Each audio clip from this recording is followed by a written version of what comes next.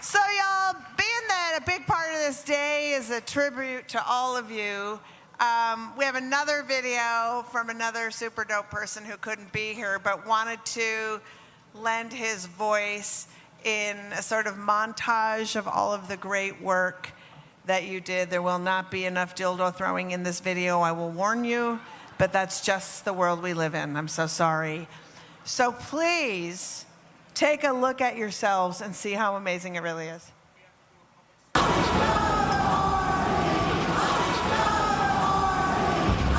I'm here to tell you a story about Minnesotans. A story about Renee Nicole Good coming out of her pores. A mom she had poems and had sparkles coming out of her pores. Had guns. She had a story about Alex Pretty, an ICU nurse who cared for American veterans. Someone who wanted to make a difference in the world and spent his last moments protecting a woman targeted by ICE. A story about Liam Conejo Ramos and his father, Adrian Conejo Arias, a preschooler with a Spider-Man backpack and a blue bunny hat, and his father, who were only trying to get to school. A story about all the people nationwide who have died at the hands of ICE. The thousands in Minnesota and across the country who have been hiding in their homes for months, afraid of being taken by ICE. The hundreds of thousands separated from their families, trapped in detention centers, are deported and dreaming of a way back home. Heartbreaking stories meant to exhaust us into submission. But not you, Minnesota. This is a story about a revolution starting in Minnesota. When your neighbors are being attacked and your communities are being targeted, you don't give up. You don't look away. You don't back down. You showed up. Protesting by the thousands, sub-freezing temperatures. Delivering groceries to neighbors in hiding. Driving friends to doctor's appointments and walking children to school. The heroism of ordinary people doing extraordinary acts of resilience who showed the world what courage looks like. I'm not cold. I'm not afraid. Minnesota taught us to be brave.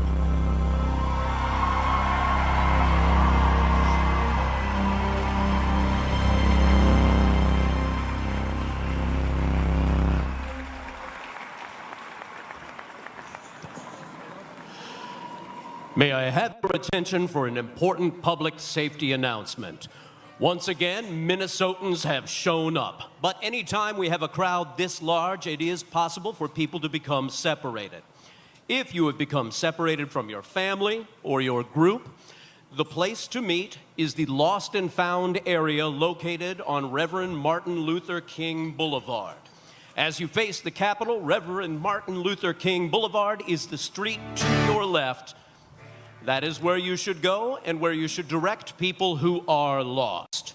Thank you all for making this a safe event for everyone.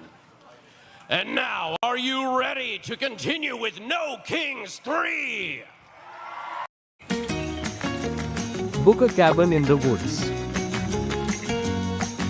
That's approved by the locals. Booking.com, booking.yeah.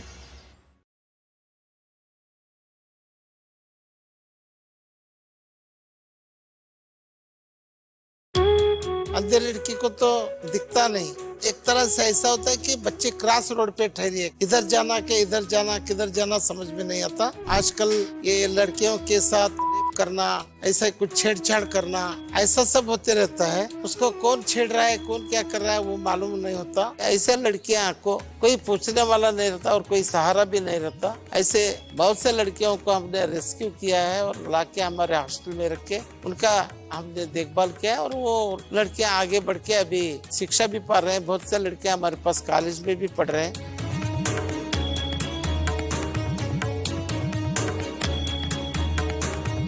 एक आधी बच्चे की पढ़ाई पूरी होने के बाद उसको आगे क्या करना और उसका भविष्य कैसे संवारना, वो चिंता उसको सताती है। तो इसलिए हम चाहते हैं कि पढ़ाई के बाद भी हम बच्चों को इधर ही रख के उनको कॉलेज में जाने के लिए और दूसरी पढ़ाई करने के लिए मदद करें। तो इस तरह से हम उनको पढ़ाई खत्म होने के बाद भी हम उनको सुरक्षा प्रदान कर सकते हैं।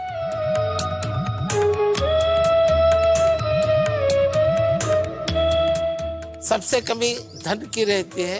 अब हम बहुत कुछ करना भी चाहते हैं, लेकिन हमारे पास अगर धन नहीं हो, कोई आर्थिक मदद नहीं हो, तो हमको उससे बहुत कठिनाई होती है। तो हॉस्टल चलाने के लिए बच्चों को अच्छी तरह से खाना प्रोवाइड करना पड़ता है, टीचर्स को और दूसरे स्टाफ को सैलरी देना पड़ता है और बच्चों का हेल्थ मेंटेन करना रहता है, मेडिकल केयर देना रहता है। इसलिए हमको इन सब चीजों को पूरा करने के लिए धन की कमी बहुत महसूस होती है।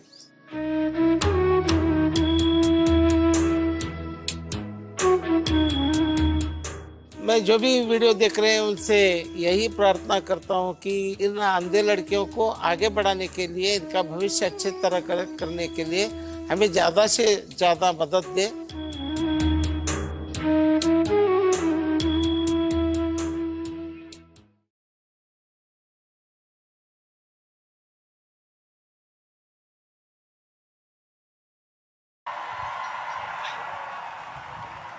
We are proud to welcome to the stage organizer, activist, and movement strategist, Ashley Woodard Henderson.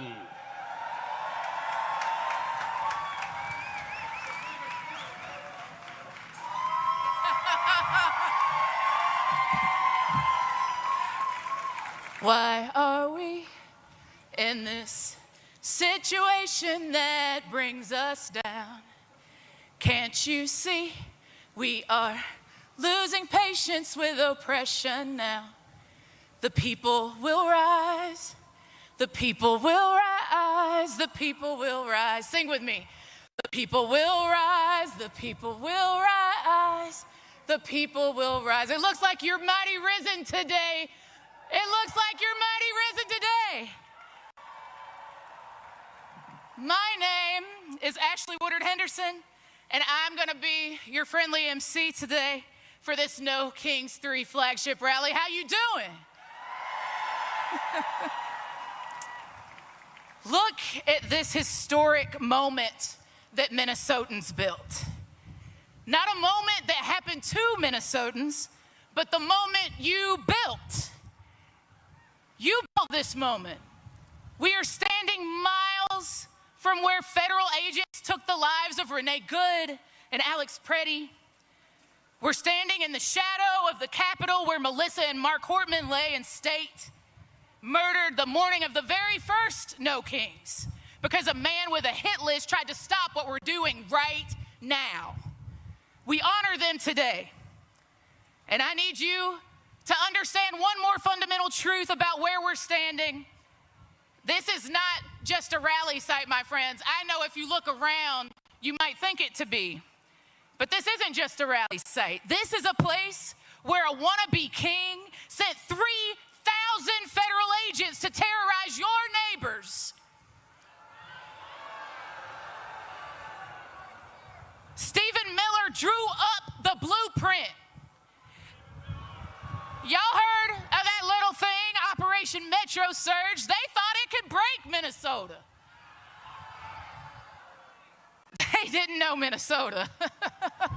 They didn't know Minnesota. They didn't know the immigrant families and labor unions, faith leaders and soccer moms, retirees and young people would lock arms and say, not our neighbors. Not our city. Not our state. Not here. Y'all, you didn't just resist. You didn't just show up. You organized. You built phone trees and legal clinics. Y'all built sanctuary networks. You showed up in 10 below 0 degree weather. You came out when they had pepper spray and tear gas and bullets. You came back the next day and the day after that and the day after that. And guess what? The whole damn country told them to leave.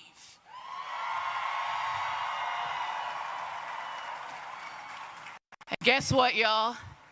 Kristi Noem and Greg Bovino, peace, they gone, right? The Twin Cities, the land of 10,000 lakes, guess what? Y'all still here. Look around. We out here. That's not just a one-day protest, my friends. That's building power. You all are showing us why we ought to be here. Because Minnesotans, entire country, something that we all need to take seriously and learn. We do not wait for permission to protect each other. We do not beg a wannabe king to do the right thing. We organize. We refuse to comply or cooperate with evil forces in high places. When they demand our complicity and quiet disobedience, we do the right thing. We build people power together. And it wasn't just here. It was Los Angeles and Memphis, Washington, D.C., Chicago, Portland, Charlotte.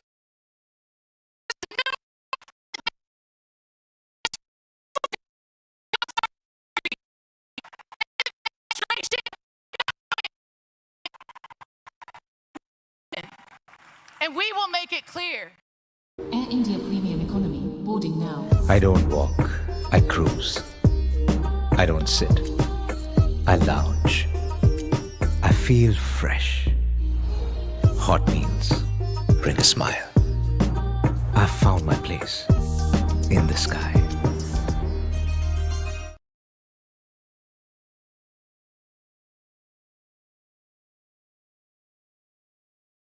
As affordable as coffee or biscuits? Now with 0% GST, health insurance is more affordable than ever. Starting at just rupees 28 a day, you can get your whole family covered. So why spend on only small things when you can invest in the biggest asset you have, your health? Get ACO Health Insurance now.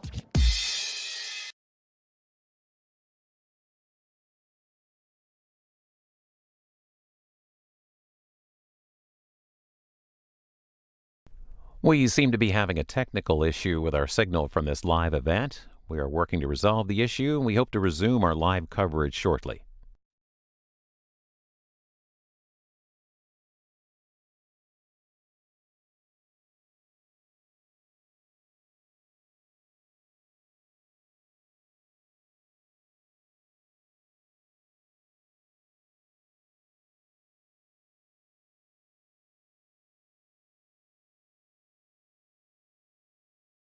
No king's protests on every continent except for Antarctica.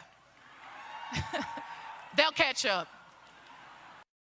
Let me say this again. Nearly every continent on Earth is with us. They're out there right now because of what you showed them, Minnesota. So today, we celebrate that. We lift up the people who made this moment happen. Today, we sing and we march and we stand together on this beautiful day at this Capitol and we let them hear us. Do you want to be heard today?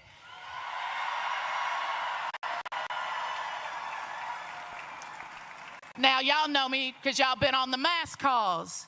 I have to keep it honest with you. And you know I'm going to keep it real with you today and tomorrow.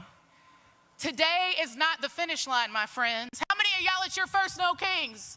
Holler at me if it's your first No Kings. I see you. Welcome. Today is not the end of our work. Today is the beginning. Today is the proof of concept.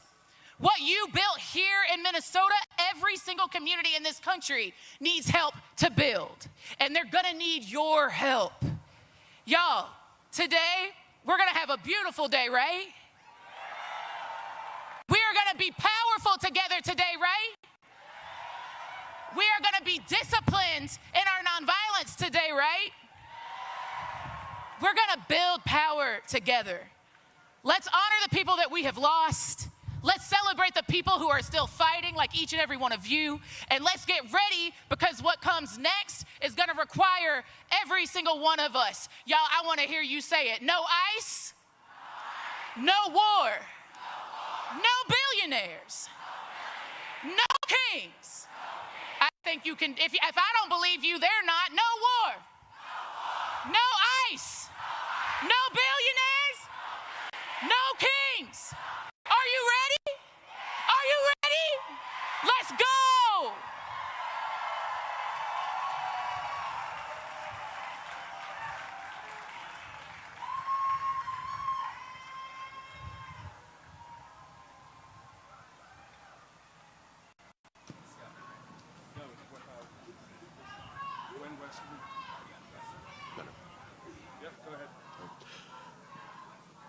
Please welcome to the stage Gwen Westerman, Minister Janae Bates, Imam Makram El Amin, and Rabbi Ariel Lekich Rosenberg.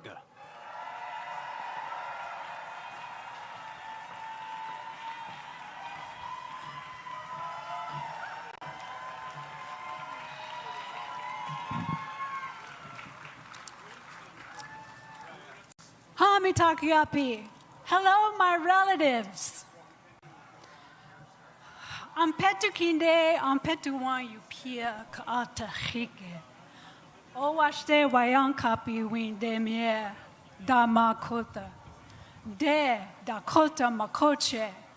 Oh honey, unkiksuapikte. This is for Renee and Liam and Alex and the thousands of others whose names we don't have with us today. When we stand together, possibilities seem endless, but only for those who can look up. How do we reconcile azure sky above white clouds with what is obscured below? The winding rivers, the broken hearts, the soulless eyes, the brush of wings, the lost dreams. Possibilities are endless, yet the needs are beyond measure. When time has run out and ties have been broken, when speaking out means losing your life, when chaos abounds and there is no shelter, when protecting a woman means losing your life, who recognizes her talent when she has no hope? Who lends a hand when he cannot get up? Who welcomes them when all the doors close? The possibilities are endless when we stand together. Reach out, join hands, look up. We are Minnesota strong.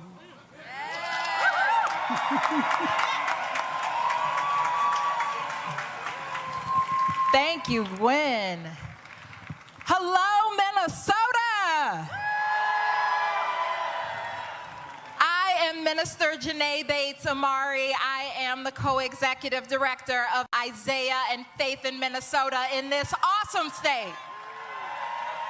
AI can now build a website in 90 seconds, while the only AI most people over 40 know is ChatGPT. Disappear for a month and do this instead. Stop. Please stop using ChatGPT like it's Google. Get AI certified in 28 days and you won't recognize yourself. So I'm over 42 and I just got AI certified in less than a month. One program changed everything. I didn't quit my job or spend thousands on courses. Instead, I joined the 28-day AI challenge. What if I've never worked with AI before? Perfect. This challenge is built for people over 40. A simple learning routine that fits your life, not disrupts it, and the best part, you're AI certified at the end. So when does the program start showing results? In 1 week, you'll feel unstoppable. In 2 weeks, you'll have your strategy. In a month, you'll wonder why you didn't start sooner. Tap the screen to join us.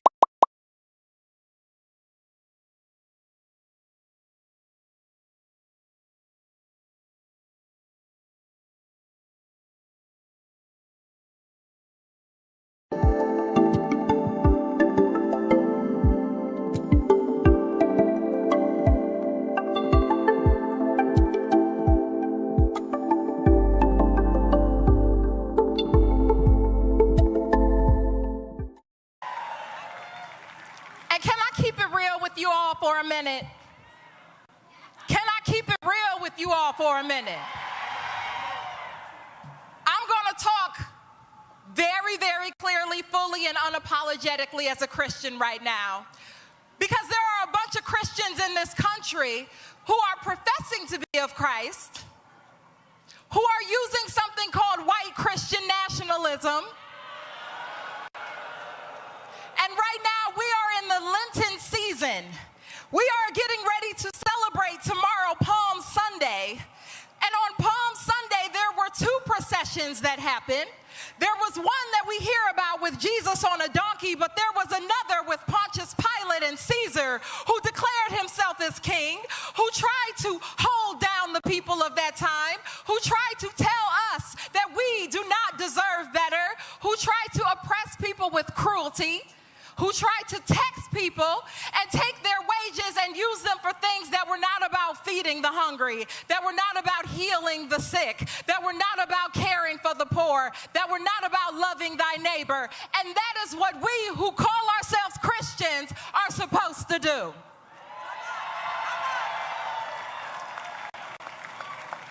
And so as thousands of Christians are prepared to come right back here tomorrow at 2:30, right back here at this Capitol, we are coming together to declare that Christians need to stand up right now in this time. That's right. Christians, especially in Minnesota, and Minnesotans across race and faith, have gotten to bear witness something great here. We have witnessed some horror and some terror and some harm and some abductions and some killing, but we've also witnessed what it means to love thy neighbor and to live that sermon out loud. And so my prayer for all of us Minnesotans, and the invocation in this moment, is that we take seriously our responsibility, that it is on us, that we have agency, that we get to decide what liberation is, and there is certainly no king in no White House who will do that for us. So I hope that I get to see many of you right back here tomorrow at 2:30 at this Capitol. But I also hope and pray that we continue to move our feet, because we may have won a battle, but we're going to win the greatest of all time, because Minnesotans are going to be that North Star. Minnesotans are going to be the one that become the light. We are going to be the ones to show this country how a neighbor loves their neighbor.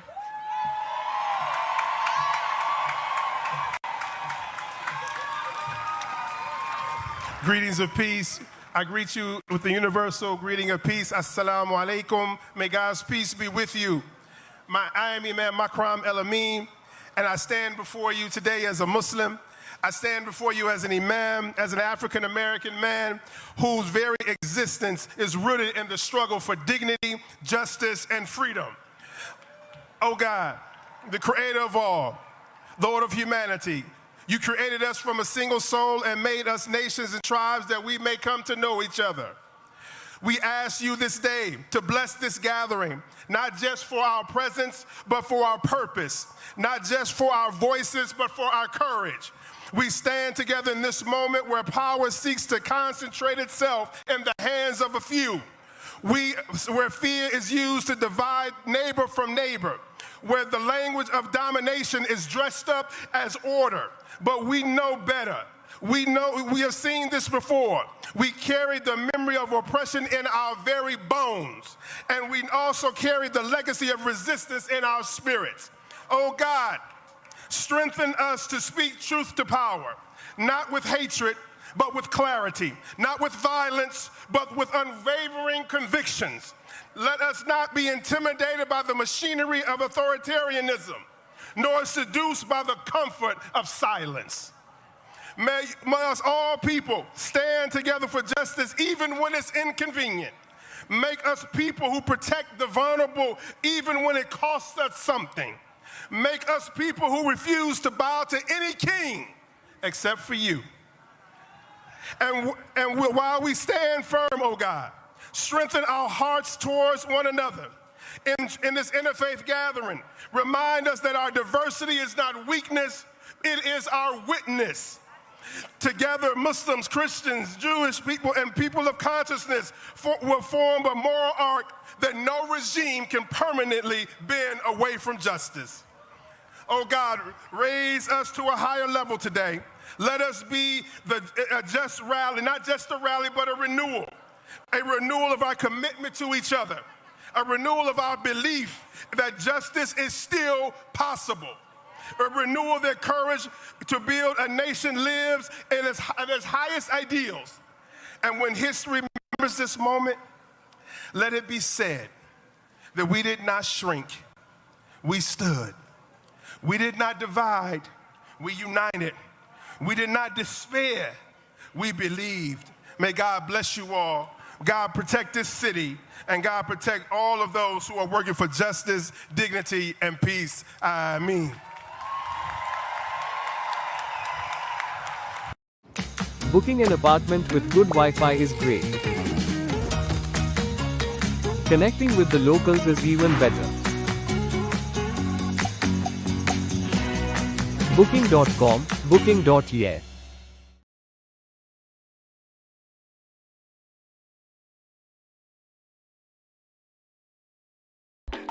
Start making moves with Hostinger Sale. Claim your .in domain for 36 months and pay only ₹1 for the first 12. Don't miss out. Register your domain name before somebody else does. Turn one day into day one and grow your brand online. Go for it with Hostinger.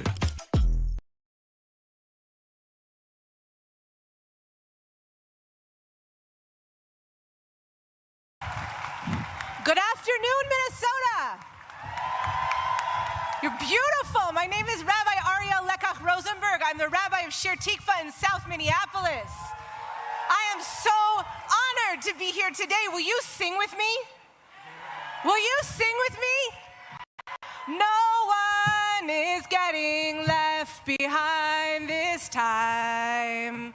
No one is getting left behind. No one is getting left behind this time. We get there together, never get there at all. We get there together, never get there at all. We get there together, never get there at all. So dear ones, welcome to this epic family reunion. And what a family we are. The people of Minnesota, with our whistles, with our cell phones, doing everything we can to stop the federal government's invasion of our home. Everything we can to stop authoritarianism. Now, Jewish people will tell the story this week around our Passover tables of our ancestors leaving the narrowness of oppression as an Erev Rav, as a multiracial, cross-class, intergenerational multitude, an enduring coalition. Our ancestors crossed the sea with their neighbors. They would not leave each other behind. And in Minnesota, we have created an ecosystem of resistance in the face of fascists, Christian nationalists. Bound together, we work to keep each other safe. And these oligarchs, they're scared of our network of neighbors, this web of care, and they should be. And we're here together today to say no. No to the abductions, no to the brutality of this federal invasion, no to fascism, no to any leader that attempts to lead without the will of the people. But we are also saying a loud and beautiful yes to the world that we want, yes to repairing our communities, yes to our shared dignity, yes to our defiant joy. So, Holy One, be with us now, this irrepressible coalition, calling on our neighbors across the country and around the world to join us, to show up with the strength of our no and the chutzpah and the vitality of our yes, that we might build a world founded on a transformative love for one another that gives us the strength to oppose the forces of domination. So, Holy One, make us a people who say yes and yes and yes to one another. Yes to creativity, yes to courage, yes to belonging to this expansive and expanding coalition. No one is getting left behind this time. We get there together or never get there at all.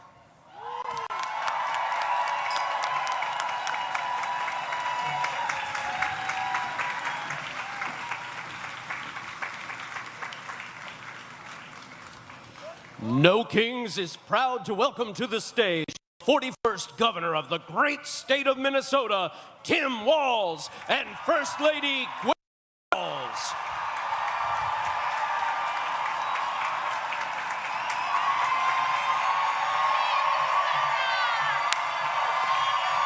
Wow.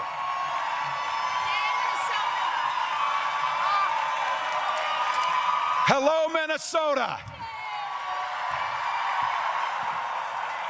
Welcome to the freest state in the nation. A state where you love who you choose to love. A state where you make your healthcare decisions. A state where you worship or not according to your own beliefs. And maybe most importantly, a state where everyone belongs. Thank you to all the organizers. Thank you to our sisters and brothers in labor for the work you do every day and being here making this possible. Look, when the wannabe dictator in the White House sent his untrained, aggressive thugs to do damage to Minnesota, it was you, Minnesota, who stood up for your neighbors, who stood up for decency, who stood up for kindness. And at this moment that we are still in, when democracy itself seems to be at risk, it was Minnesota who said, not on our watch, not on our watch.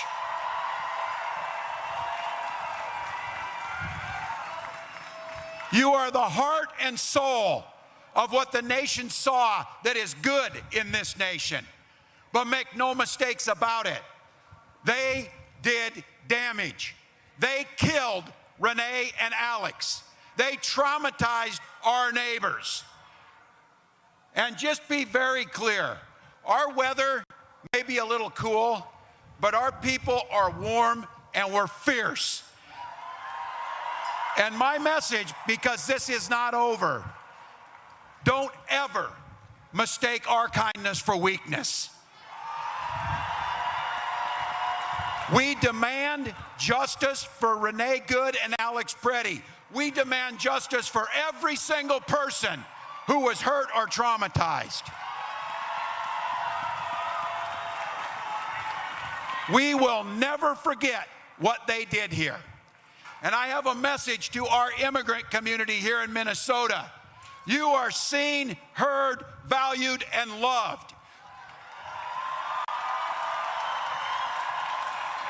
You add value to our state. You are part of the fabric of what is good about Minnesota. And I have to tell you, that is a hell of a lot more than I'll say about anybody in the White House. And I will add a special thank you and a special acknowledgement that we will never leave the side of our Somali Minnesotans. ये तीनों उंगलियों में से तेरी favourite कौन सी? Favourite मतलब? वो क्या है ना कि ऑफिस के हेल्थ इंश्योरेंस में एक ही उंगली लगेगी। सचिया गया कब? अब मुझ पे उंगली करके क्या फायदा? मैंने बोला था क्या कारपेंट्री करने को? बनाते रहे कुर्सी।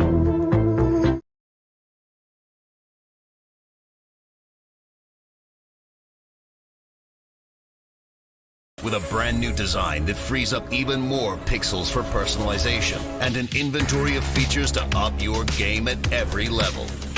Like GX Control to help rein in your resources with integrated limiters for RAM, CPU, and network. A sidebar for direct access to your favorite side quests, streams, and posts. And built-in privacy tools like ad and tracker blockers and free no-log VPN. Check into GX Corner for the latest news, deals, and free games. But what really makes our hit different is mods. Giving you the power to change everything from animated wallpapers to themes, sounds, music, and shaders. So you can change everything. Get Opera GX.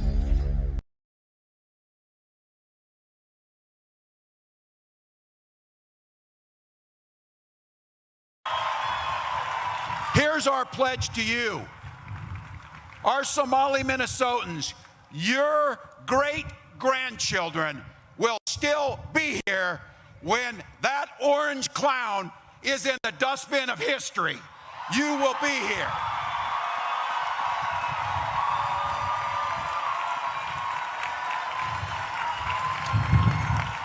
They call us radicals. I see that the president said it's a bunch of radicals. You're damn right we've been radicalized. Radicalized by compassion, radicalized by decency, radicalized by due process, radicalized by democracy, and radicalized to do all we can to oppose authoritarianism. So for those of you watching at home, welcome to the North Star State. Welcome to the land of hope and dreams. And it's my pleasure to be able to welcome somebody who has spent a lifetime giving voice to the working class, expressing our hopes and dreams, our fears, all of the things that makes us human, and has done that with a voice that resonated across generations. So I have to tell you, we're damn sure about this. We need no damn kings. But I'll tell you what I'm glad we have. We do need a boss. Please welcome Bruce Springsteen to the stage.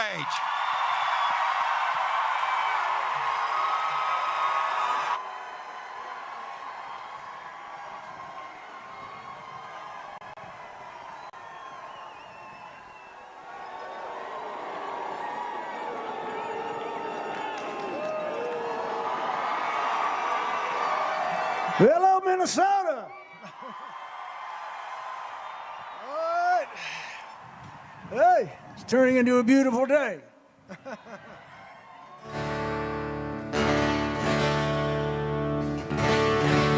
Well, this past winter, federal troops brought death and terror to the streets of Minneapolis. Well, they picked the wrong city.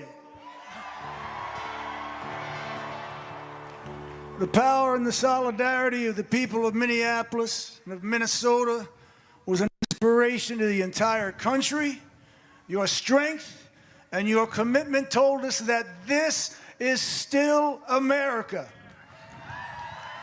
And this reactionary nightmare and these invasions of American cities will not stand. You gave us hope, you gave us courage, and for those who gave their lives, Renee Good, mother of 3, brutally murdered, Alex Preddy, VA nurse, executed by ICE, shot in the back and left to die in the street without even the decency of our lawless government investigating their deaths. Their bravery, their sacrifice, and their names will not be forgotten.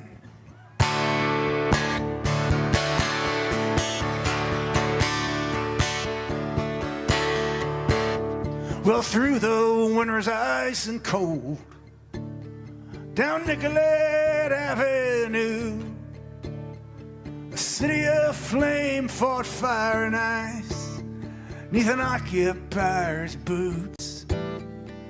King Trump's private army from the DHS, guns belted to their coats, came to Minneapolis to enforce their law, or so their story goes. Against smoke and rubber bullets, well, by the dawn's early light, citizens stood for justice, their voices ringing through the night. And there were bloody footprints where mercy should have stood.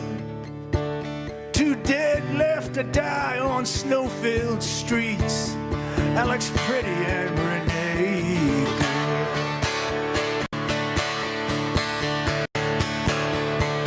Oh, Minneapolis, I hear your voice singing through the bloody mist. We'll take our stand for this land, a stranger in our midst. Here at our home, they killed and roamed in the winter of 26. We'll remember the names of those who died on the streets of Minneapolis.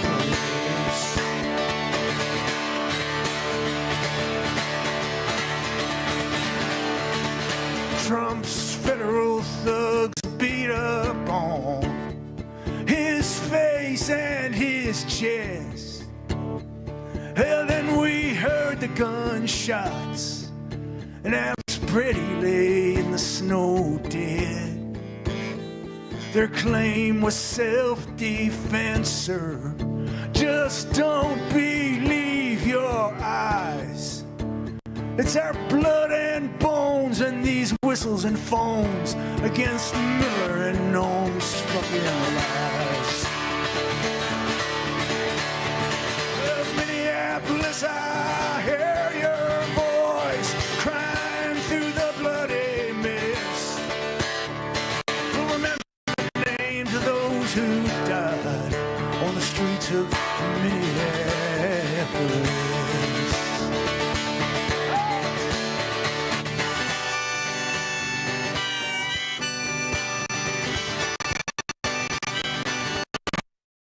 Data science and analytics are not the trends of the future. They're happening right now. So having the skills to work with data is not only valuable, it is essential now as data becomes increasingly important for industries around the world. To help you get these essentials in place, Scalar is conducting a free class for professionals from any background who wish to learn data science and analytics. Whether you're looking to switch to a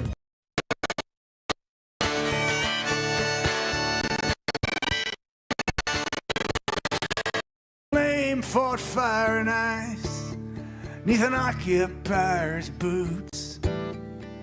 King Trump's private army from the DHS, guns belted to their coats, came to Minneapolis to enforce their law, or so their story goes.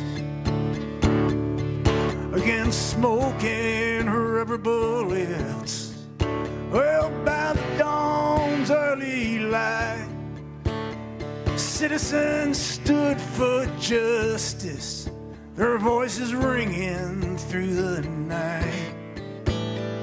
And there were bloody footprints where mercy should have stood. Two dead left to die on snow-filled streets, Alex Pretty and Renee Good.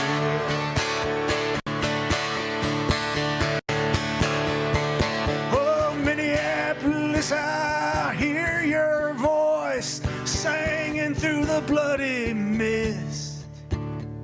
We'll take our stand for this land, a stranger in our midst.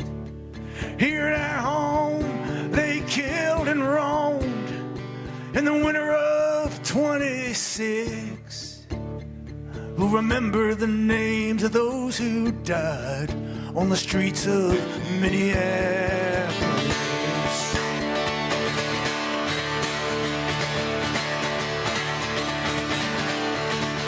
Trump's federal thugs beat up on his face and his chest. Hell, then we heard the gunshots, and Alex Pretty lay in the snow dead. Their claim was self-defense, sir. Just don't believe your eyes.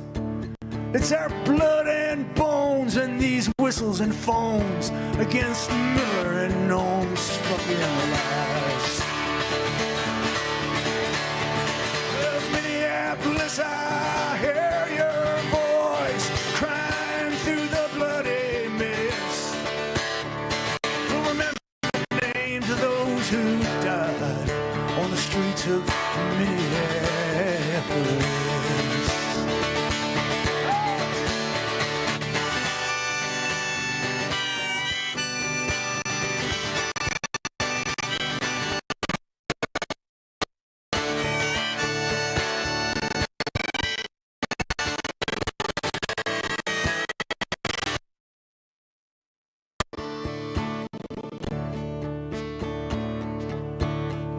They say they're here to uphold the law, but they trample on our rights.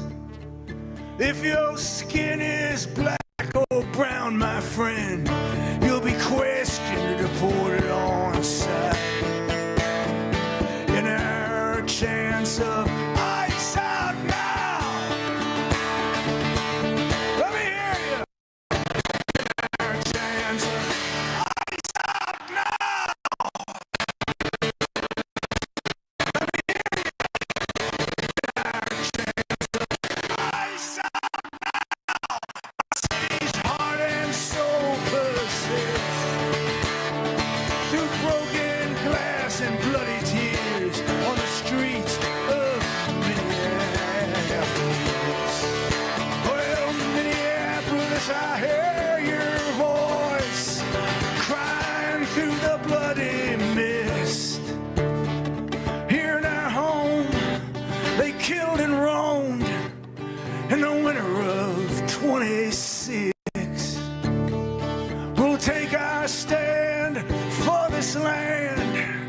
and the stranger in our midst. We'll remember the names of those who died on the streets of Minneapolis. We'll remember the names of those who died on the streets of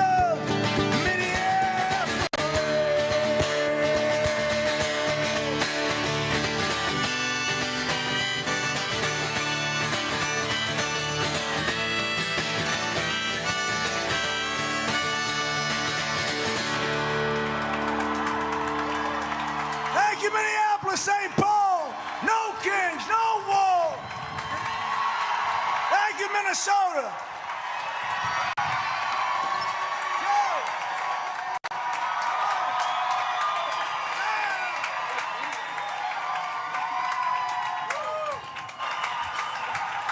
Let's hear it again for the boss, Bruce Springsteen.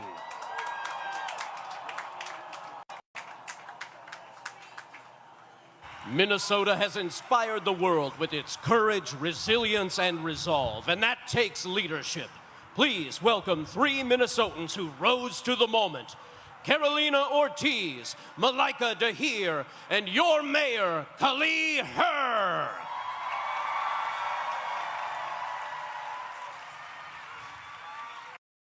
I mean, AI can now build a website in 90 seconds, while the only AI most people over 40 know is ChatGPT.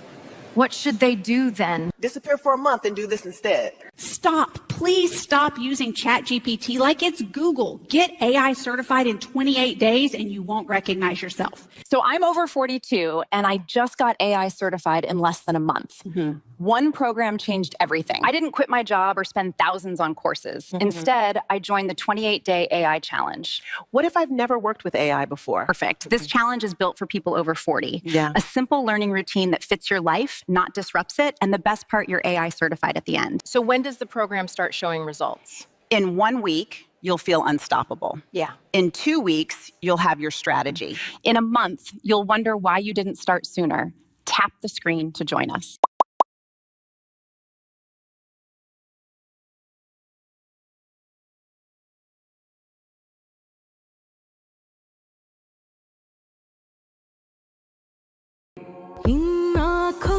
About me, I am clear about who I want to be.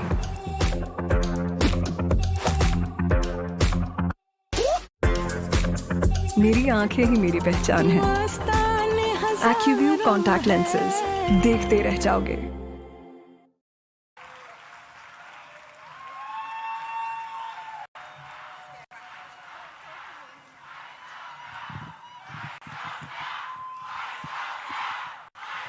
That's right! Ice out now! Good afternoon, America. I am Carolina Ortiz, Associate Executive Director of COPAL and a leader with the Immigrant Defense Network.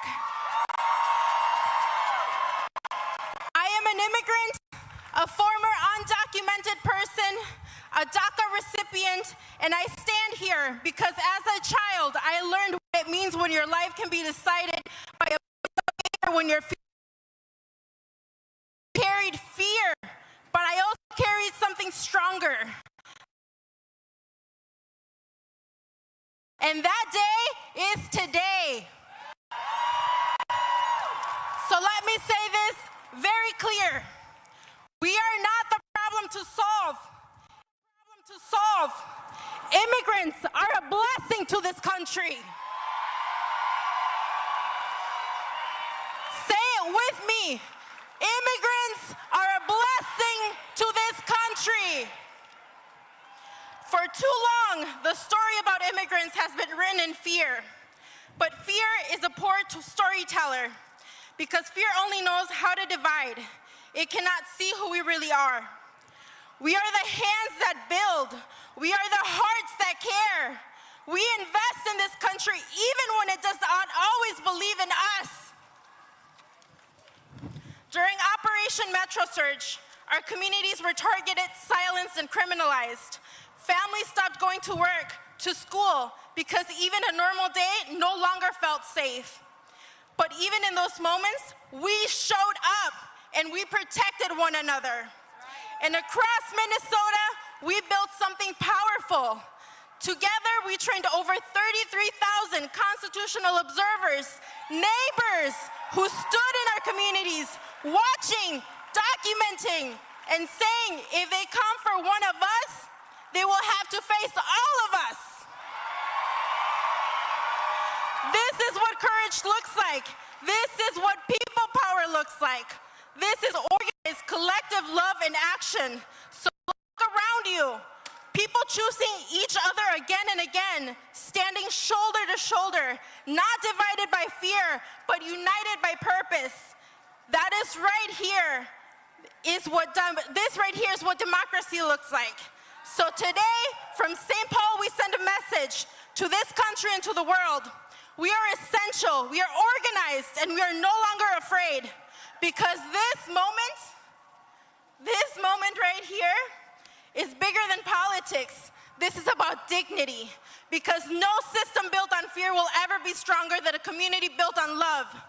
So today, I ask you, do not leave unchanged.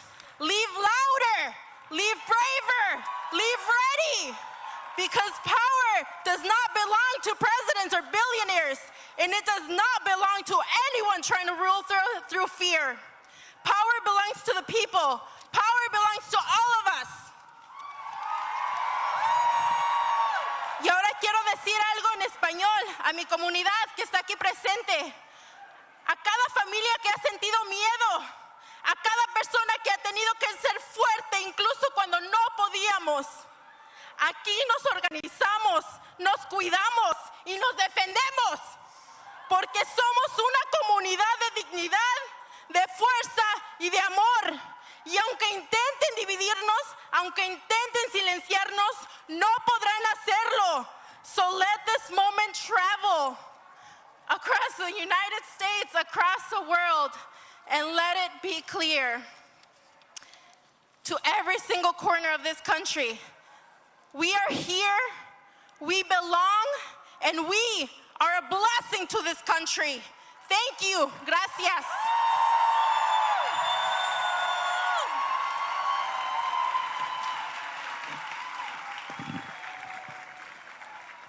Hello, Minnesota!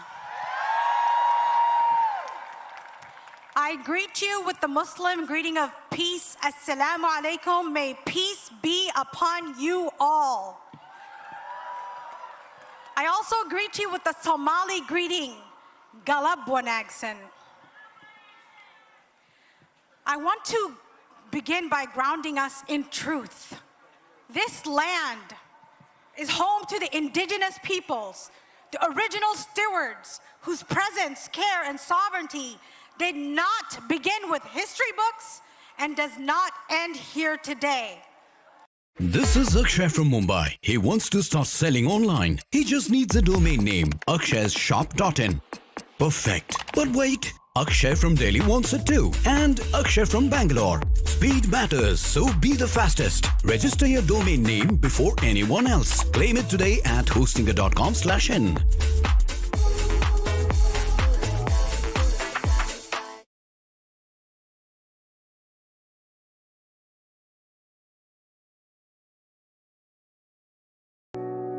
CRY, Child Rights in You, is an Indian NGO that for 40 years has worked for the rights of all underprivileged Indian children.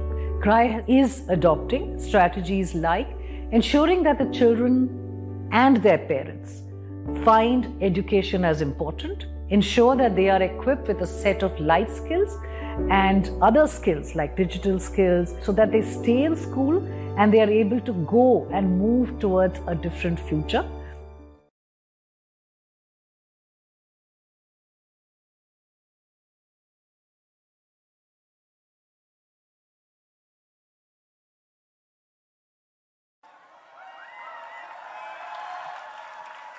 We must also acknowledge our African American sisters and brothers whose ancestors were forcibly brought here through slavery and who build, shape, and sustain this country through generations of struggle, resistance, and brilliance, and who are still waiting for justice and reparations.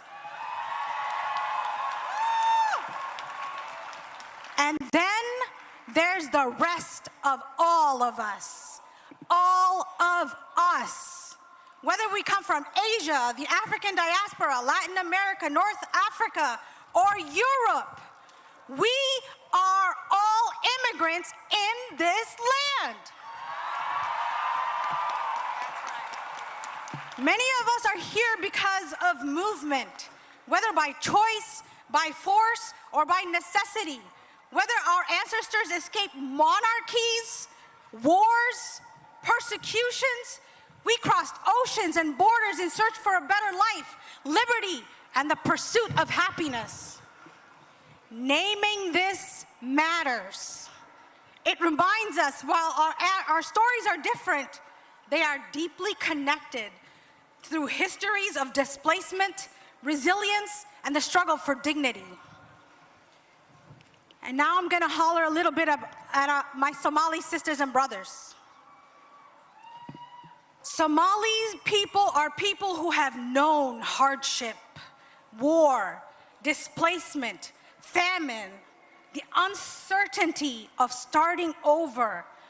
Many of us carry stories of loss, but alongside these stories is something just as powerful: survival, strength, and the refusal to be erased. Because even when borders shift, our identity does not. As a Somali American, we carry the stories of 1,000 sunrises over the Horn of Africa. We carry the strength of our mothers, the resilience of our fathers. We come from people who have survived war, displacement, and started over and over from nothing.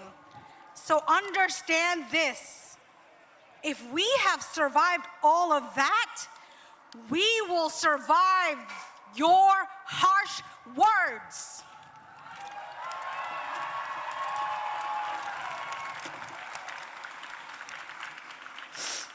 As immigrants, we rebuild, we adapt, we learn new languages while teaching our children our old ones.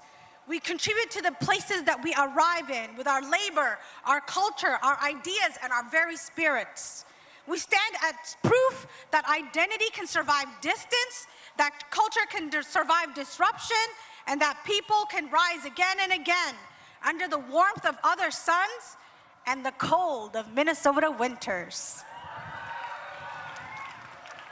What we ask is simple: the right to hold on to who we are while becoming a part of where we are.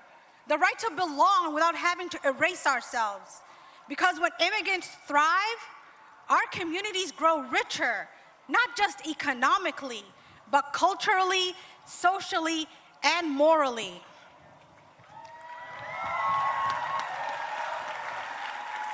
Over the last few months, Minnesotans have shown up in record numbers to protect one another. We showed the nations that our differences are our special sauce. Our neighbor's dignity will not be tied to where you were born. We showed the nation that it is tied to our humanity. Today, we stand at a moment in history that demands more than reflection. It demands action. Across the world and here at home, we are witnessing rising tensions and rising gas prices. We see policies that reshape who belongs and who is protected. We are seeing our authorities tested, expanded, and sometimes concentrated in ways that call for vigilance. This is not a moment for silence. It's a moment for clarity. And let us be clear: no thrones, no crowns, and no kings.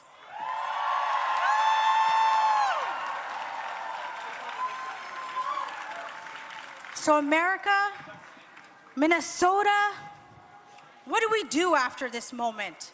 That is what counts. We must act with urgency.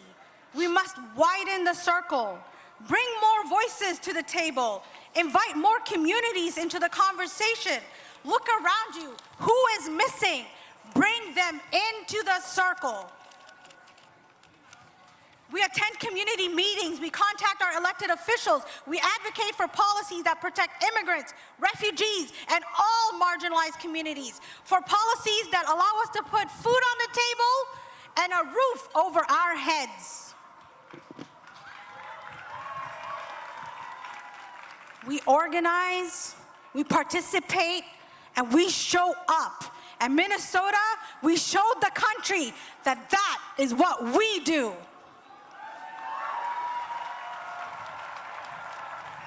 So let's continue to show up, not just today, not in this moment of crisis, but consistently, ongoing, relentlessly in our commitment to justice and inclusion. We roll up our sleeves and get to work towards meaningful and systemic change. Air India Premium Economy, boarding now. I don't walk, I cruise. I don't sit, I lounge. I feel fresh. Hot meals bring a smile. I've found my place in the sky.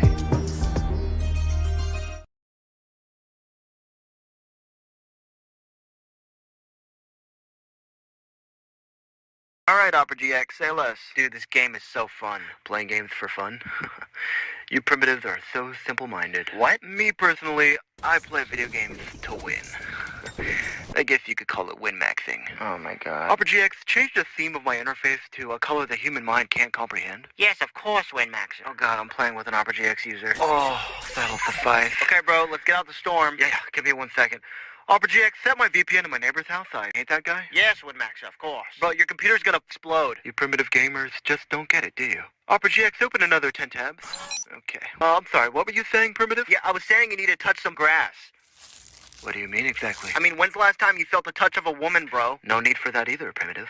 Opera GX, activate Proven maxing mode and oil up, buddy. Oh, I'm Opera maxing? Oh, bro, mute your mic!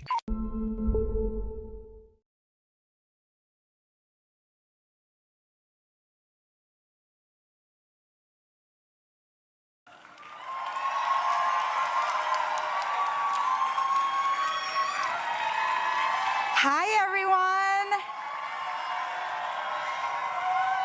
Nhà rong, chào mừng Gao Li Van Ho, St. Paul Mayor. I want to welcome everyone in St. Paul here, communities across Minnesota, and all across the nation. As the mayor of our beautiful capital city, I welcome you.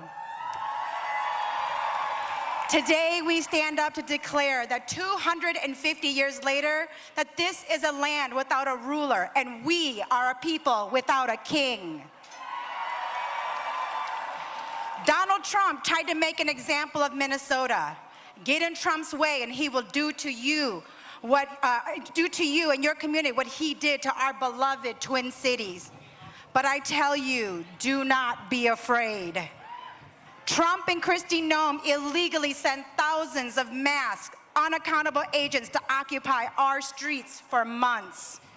And like so many of Donald Trump's other ventures, he failed.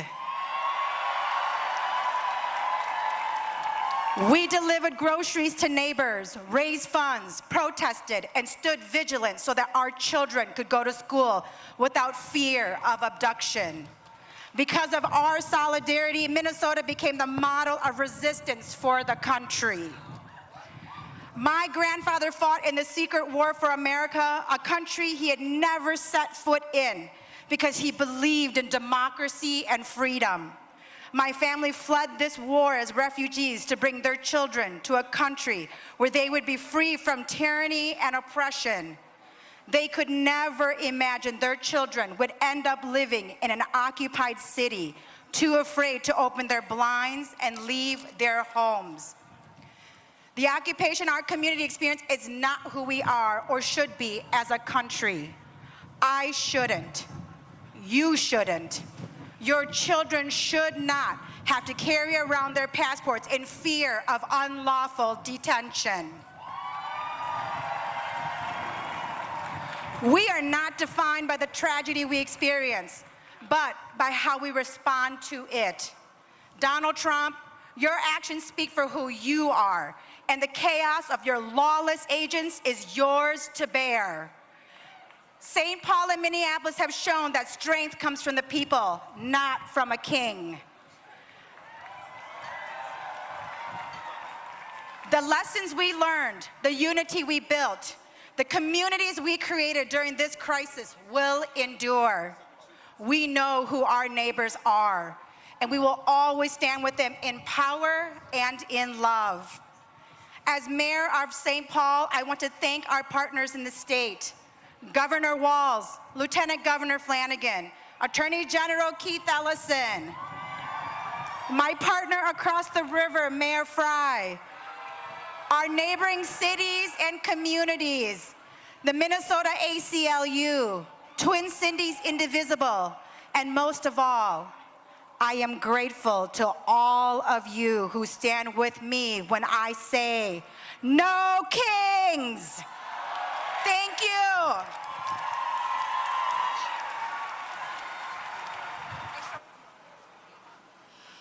People across the Twin Cities have stepped up over many months to protect their neighbors and push back against authoritarianism. Now it's time for the world to hear their stories. Give a warm, no kings welcome to Flannery Clark, Nick Benson, Natalie Errett, and Nakima Levy Armstrong.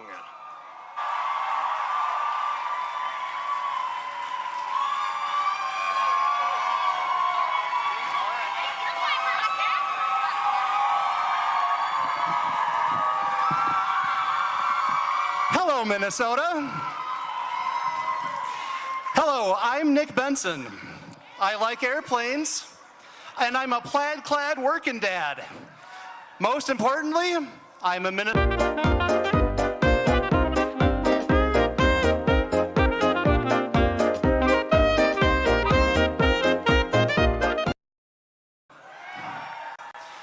6 months ago, I was chatting with a fellow aviation geek, Seth Miller.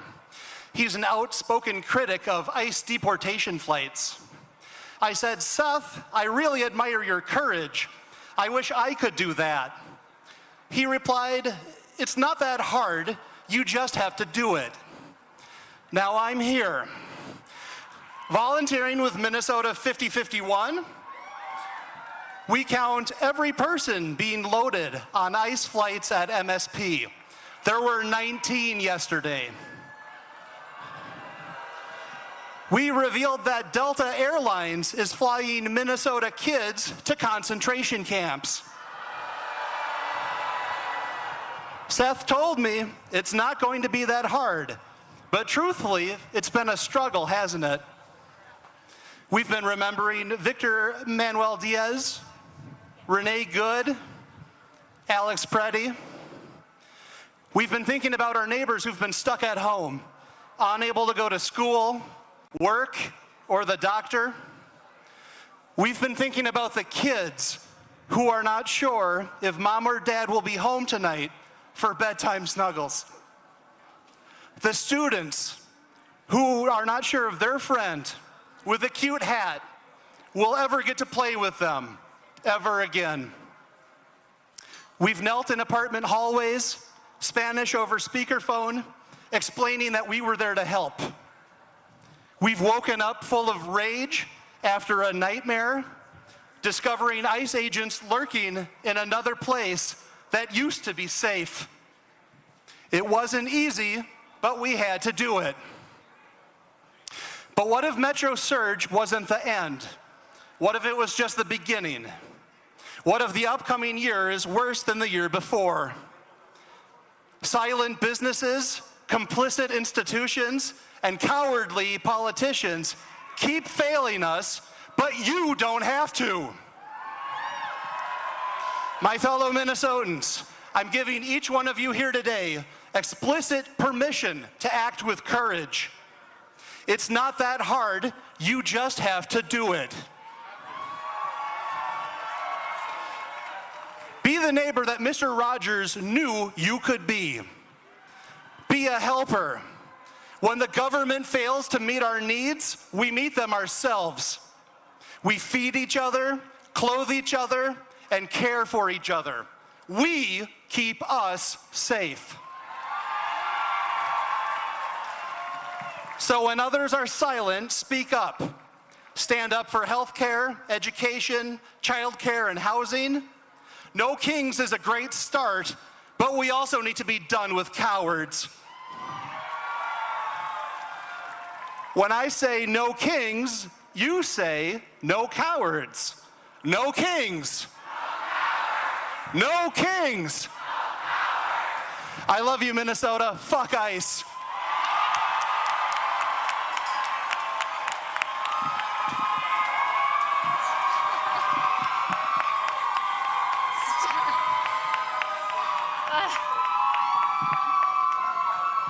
They put my babies right in front. That's not fair. I probably should have prepared more for this. This is so outside of my comfort zone, but that's partly intentional because what Haven Watch did, what Minnesotans did when faced with injustice wasn't comfortable. It wasn't organized or well rehearsed. We didn't know to do until we were already doing it. We just acted. Haven Watch began on January 12th when I took my 11 and 21-year-old sons to the Whipple Federal Building, where people were being released from detention. I took them to see the protests there and to learn how to use their voices and their bodies to stand up. At one point, my 21-year-old son went off on his own and called from his phone shortly after.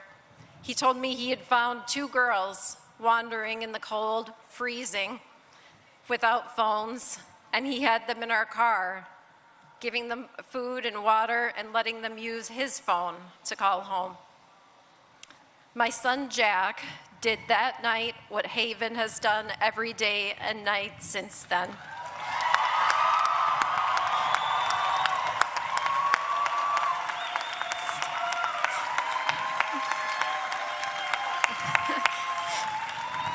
If anyone was going to be the spark that started Haven Watch, it was him.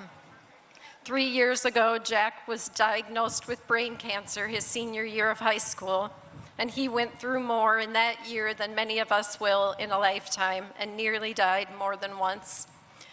He has always been kind, but that experience changed him. He understands now what most of us don't, how short life can be, and how important true human connection and kindness is.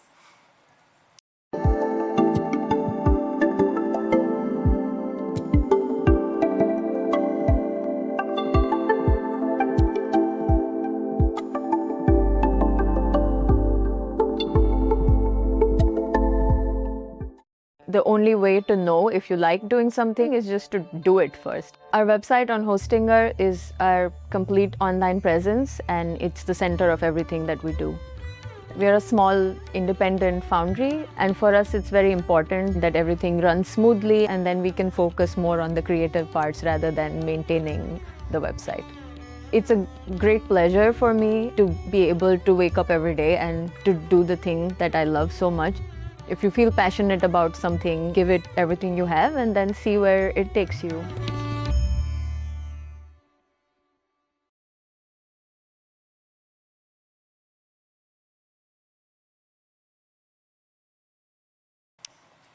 Well, I don't wish his forced perspective on any of you.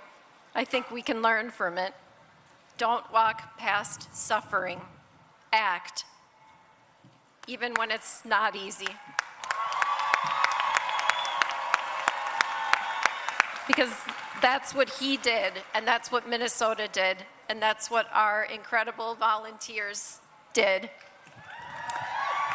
They paused their lives, mostly strangers, and showed up to stand and watch at a gate. Minnesotans acted on behalf of each other without a plan or regard for their own safety or comfort or even lives. We acted for each other, and that's something we should expect from ourselves every day.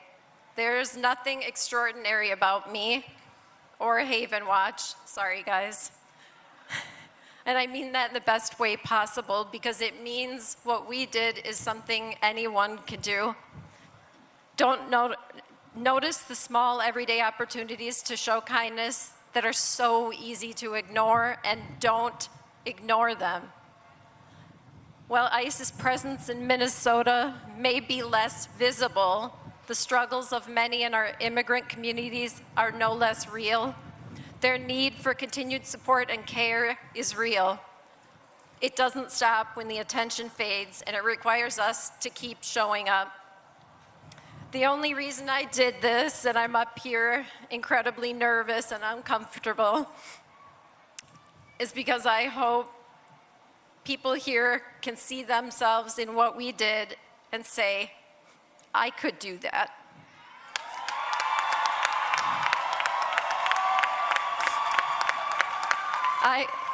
I could bring 2 people who are freezing into my car and let them use my phone. Thank you.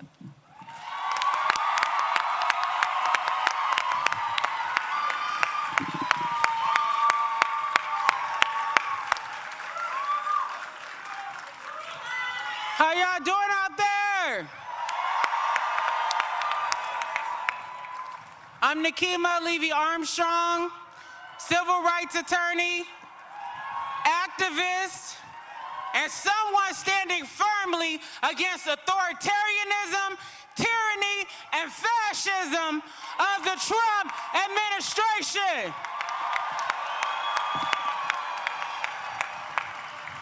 They tried to underestimate the people across the state of Minnesota, but we showed them, hell no, we won't go. That we'll continue standing up for the rights of our immigrant brothers and sisters. That we're standing up for those who are being ignored, those who are being treated as if their lives are disposable, and who are being treated as if their lives don't matter. But we have to remember that this struggle did not start with Donald Trump taking office again. It started with our Indigenous brothers and sisters standing up for their land, for their people, their dignity, their traditions.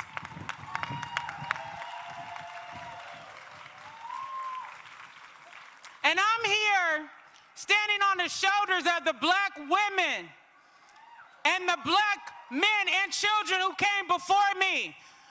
Harriet Tubman, Rosa Parks, Fannie Lou Hamer, Sojourner Truth, and so many others who stood up for freedom, justice, and equality. We cannot forget about the struggle of those women who organized in our communities, who taught us that we matter. And when they fought, we all win.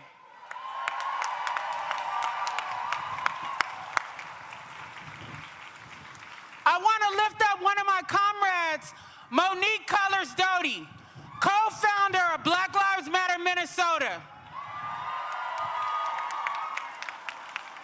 Also, co-founder along with myself and Jaylani Hussein of the National Target Boycott. The National Target Boycott started right here in Minnesota, where Target is headquartered. Data science and analytics are not the trends of the future. They're happening right now. So having the skills to work with data is not only valuable, it is essential now as data becomes increasingly important for industries around the world. To help you get these essentials in place, Scalar is conducting a free class for professionals from any background who wish to learn data science and analytics. Whether you're looking to switch to a data-focused career or you just want to learn more about this growing field, this live class is perfect for you. Click on the link below to register.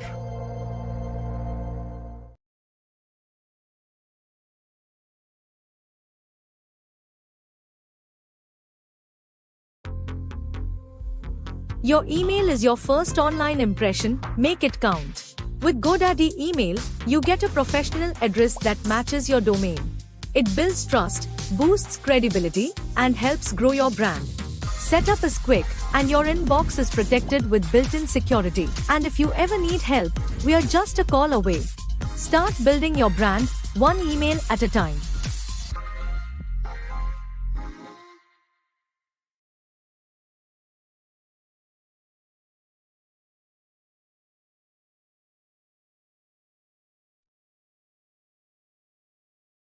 Who shot that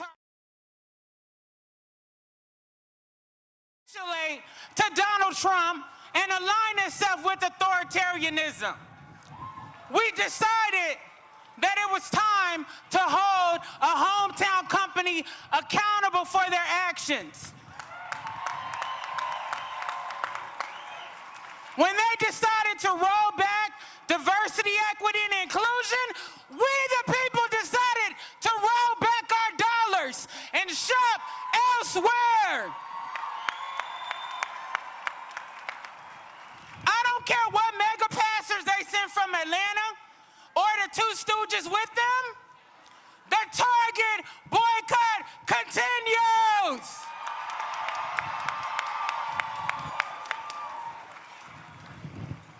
I want to lift up the more than 200 Minnesotans who are currently facing state and federal charges for standing up against the Trump administration.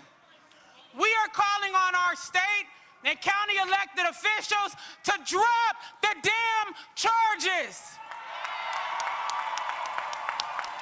These people put their lives, bodies, and livelihoods on the line for our freedom and the freedoms of people across this country.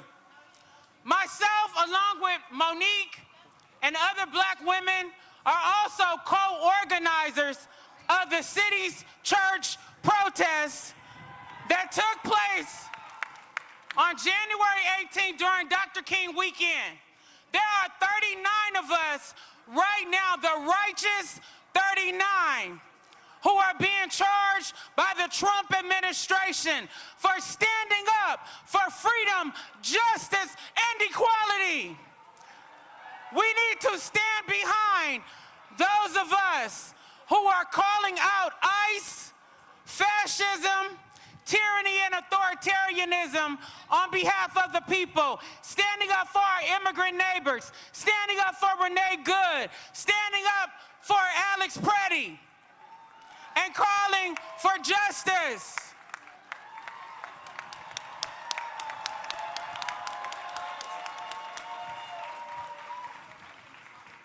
I just want to say to the people of Minnesota,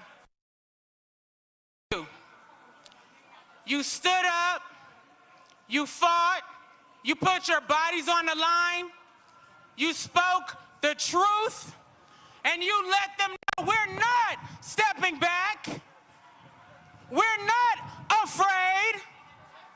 We will continue to rise up for the people of this country, for our immigrant neighbors, and for the future of our democracy. All power to the people!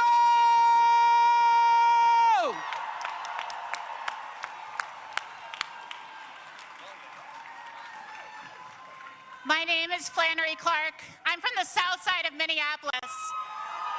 And for 117 days and counting, I've been wearing this whistle around my neck. I have no plans to stop anytime soon. I'm here representing tens of thousands of ordinary Minnesotans who, when faced with masked and armed ICE thugs abducting our neighbors, said, "Not here, not now, not ever." Since December 4th, armed with whistles, phones, and our deep love for our neighbors, my community and I have built systems of protection in nearly every neighborhood of our city. We did this to ensure our neighbors would not be abducted and disappeared into DHS prisons. We did this to keep families together. We did this because we knew even if we could not stop every act of terror, the least we could do was bear witness. We've built neighborhood alert networks that are so effective that at the height of the occupation, our response time to an ICE sighting in South Minneapolis was less than 2 minutes. Networks so strong, in fact, that we retired Greg Bovino. And we cost Kristi Noem her job. Simultaneously, we created a mutual aid infrastructure that has paid over $10 million in rent, taken thousands of kids to and from school, and delivered meals for countless families. There were thousands of us in the streets in early December, and after our neighbor Renee Good was murdered by ICE on January 7th, there were tens of thousands. We know what happened to Renee and Alex because of the observers and responders who filmed state violence at great risk to themselves. We mourn for every neighbor abducted.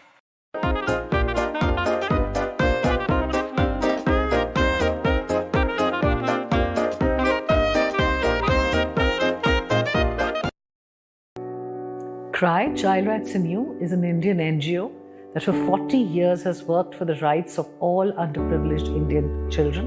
CRY is adopting strategies like ensuring that the children and their parents find education as important, ensure that they are equipped with a set of life skills and other skills like digital skills so that they stay in school and they are able to go and move towards a different future.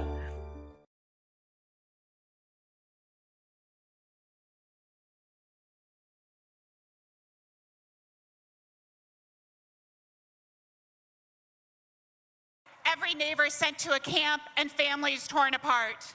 And we will never know how many families were kept together safely in their homes because of the courageous actions of our neighbors. How many were warned with a whistle or a signal chat or a patroller on the corner. The rapid responders of Minnesota are heroes, but they are also ordinary people. These neighbors of mine, these absolute heroes, were tear gassed, harassed, and came right back in the streets. Heroes who unfailingly blew a whistle every time they saw an ICE agent, who recorded every abduction so no neighbor would disappear in darkness. Heroes who understand that it's our moral imperative to stand up, even when it's scary, even when we are terrified, even when guns are pointed at us. I am representing tens of thousands of people whose names you will never know. I'm not here to take credit for them, but I am here to tell you that your neighbors are heroes. They are heroes in thousands of different ways, most of which we will never know. I've never been so proud to be from Minnesota. I am so proud to have seen us step up and become the community we have always needed, to build the world that we know we won't ever stop fighting for.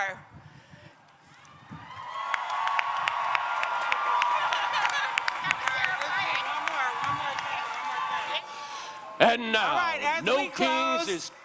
I'm going to do one quick chant. Who keeps us safe? Who keeps us safe? Who keeps us safe? Who keeps us safe? All power to the people! And now, No Kings is proud to welcome to the stage Senator Bernie Sanders.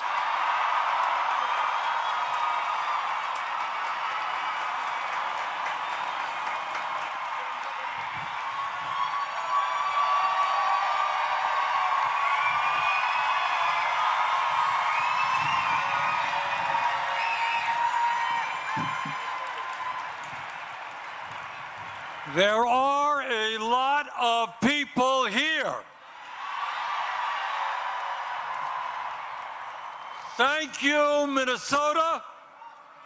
And let me thank Indivisible, Move On, 5051, and all of the organizations that have made this great event possible.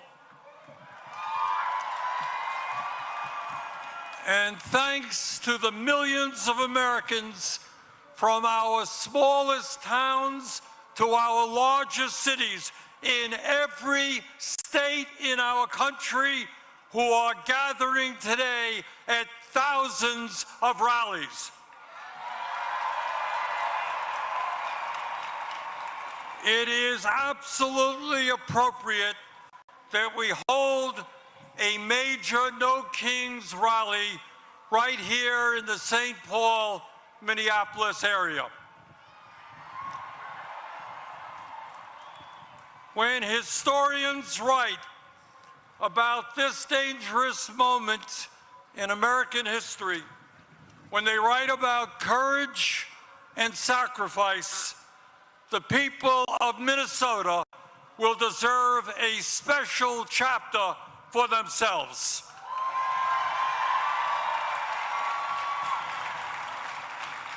In the face of unprecedented occupation of this city by ICE, Trump's domestic army, this community stood up and with extraordinary solidarity fought back and won.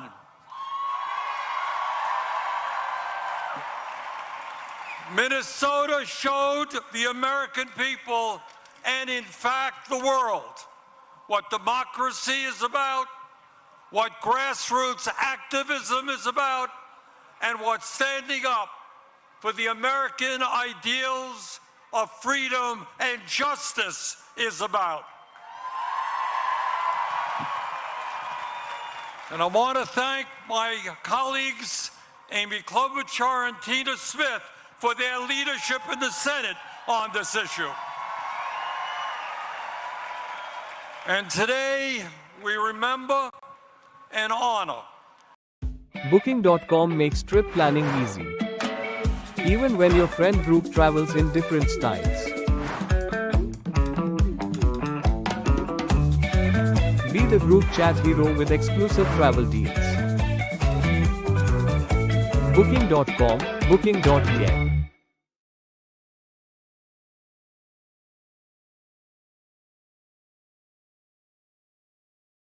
With a brand new design that frees up even more pixels for personalization and an inventory of features to up your game at every level. Like GX Control to help rein in your resources with integrated limiters for RAM, CPU, and network. A sidebar for direct access to your favorite side quests, streams, and posts. And built-in privacy tools like ad and tracker blockers and free no-log VPN. Check into GX Corner for the latest news, deals, and free games. But what really makes our hit different is mods, giving you the power to change everything from animated wallpapers to themes, sounds, music, and shaders, so you can change everything. Get Opera GX.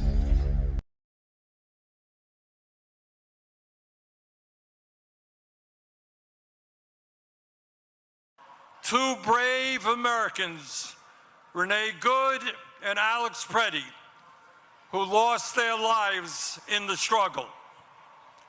And we promise their families and their friends that these two heroes will not have died in vain.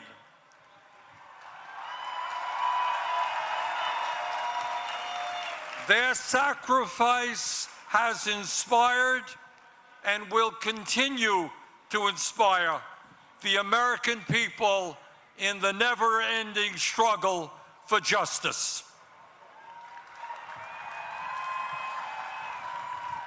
As all of you know, we are living in an unprecedented and dangerous moment in American history. In many ways, the future of our country, and in fact the entire world, is hanging in the balance. And the actions that we take now will determine what the future looks like. The choices that we face are clear. In the wealthiest country in the history of the world, at a time of massive breakthroughs in technology, we now have the opportunity to create a nation in which all people can enjoy a dignified standard of living, where we wipe out bigotry and hatred, and where all of us can live in peace and participate in a vibrant democracy.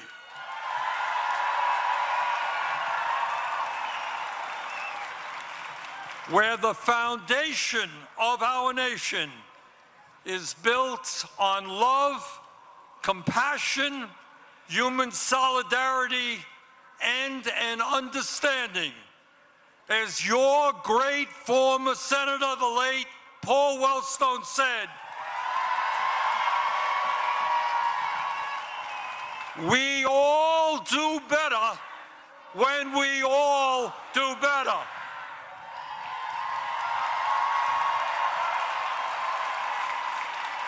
And that is one vision for the future, a vision that, in my view, the vast majority of the American people share. But there is another vision out there as well, a darker vision. It is a vision which says that we must give up on democracy, that we are too stupid and inept to govern ourselves, and that we must put more and more power into the hands of one man.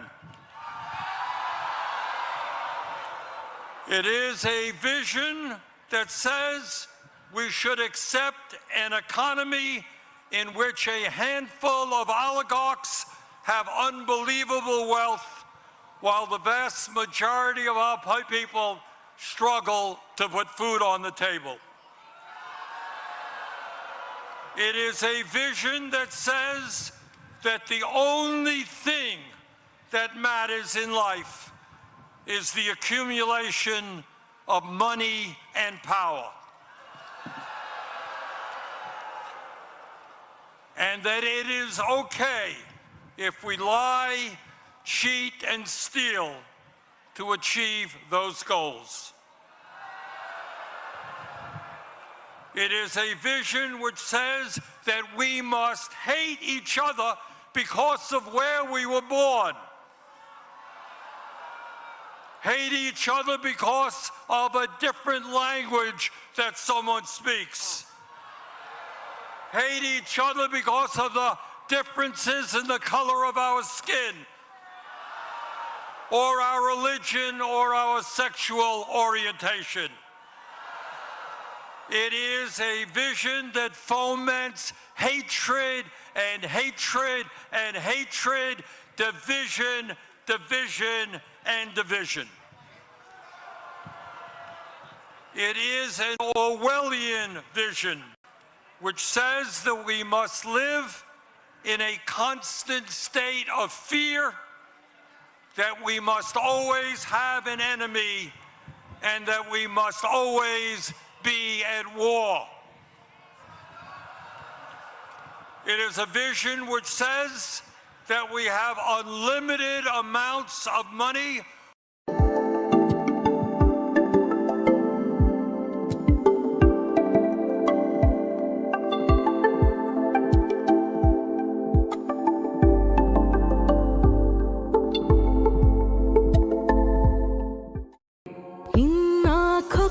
About me, I am clear about who I want to be.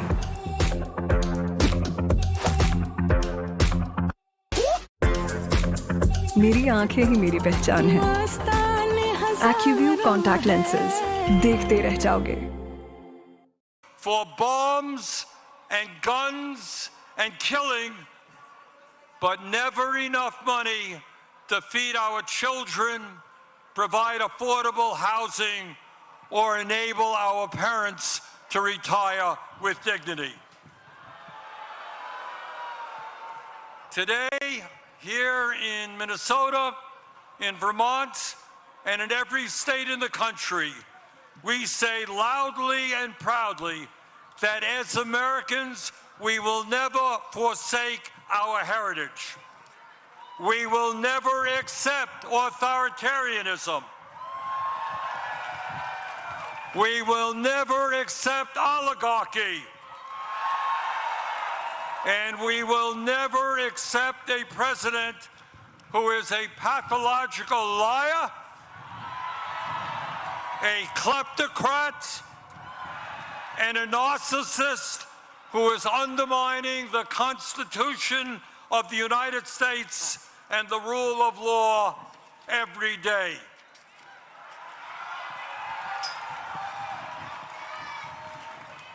We will never accept government policy that gives massive tax breaks to billionaires, throws 15 million Americans off the health care they have, breaks unions, denies women the right to control their own bodies, and is pushing the planet closer and closer to a climate crisis.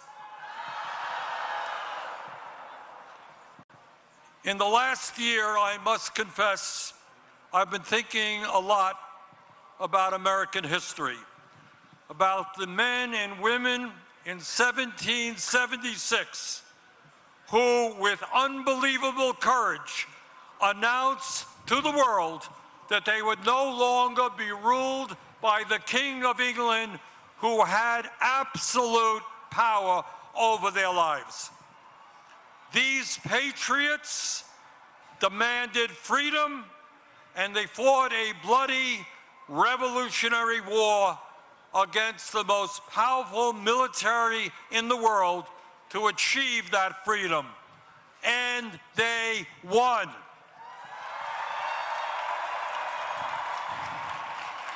And after their military victory, they established the first democratic form of government in modern history.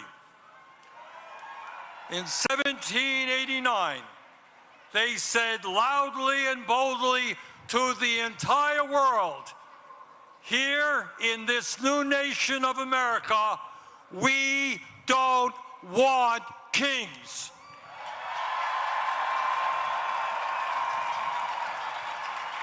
And let us never forget the extraordinary and powerful words they left to us. Quote, "We hold these truths to be self-evident, that all men are created equal and they are endowed by their Creator with certain unalienable rights, that among these are life, liberty, and the pursuit of happiness."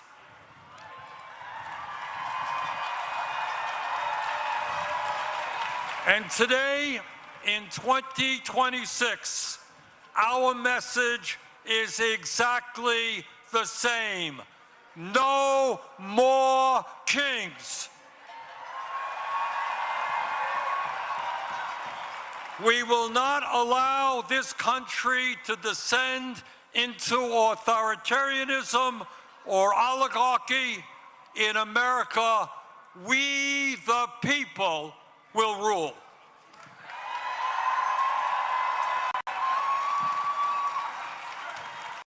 But let us be clear, this moment is not just about one man's greed, one man's corruption, or one man's contempt for our Constitution.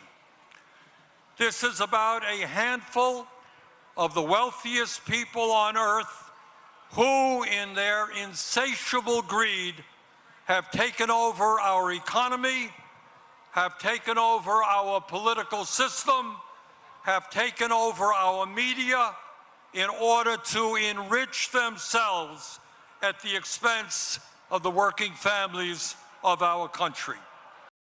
Data science and analytics are not the trends of the future. They're happening right now. So having the skills to work with data is not only valuable, it is essential now as data becomes increasingly important for industries around the world.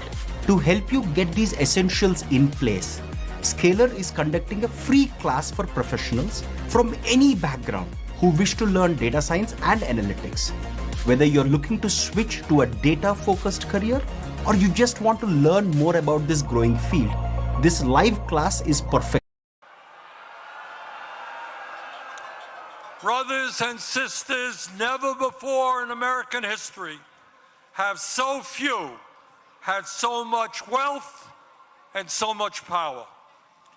Never before in American history has there been such extreme levels of income and wealth inequality, with the top 1% now owning, if you can believe it, more wealth than the bottom 93%.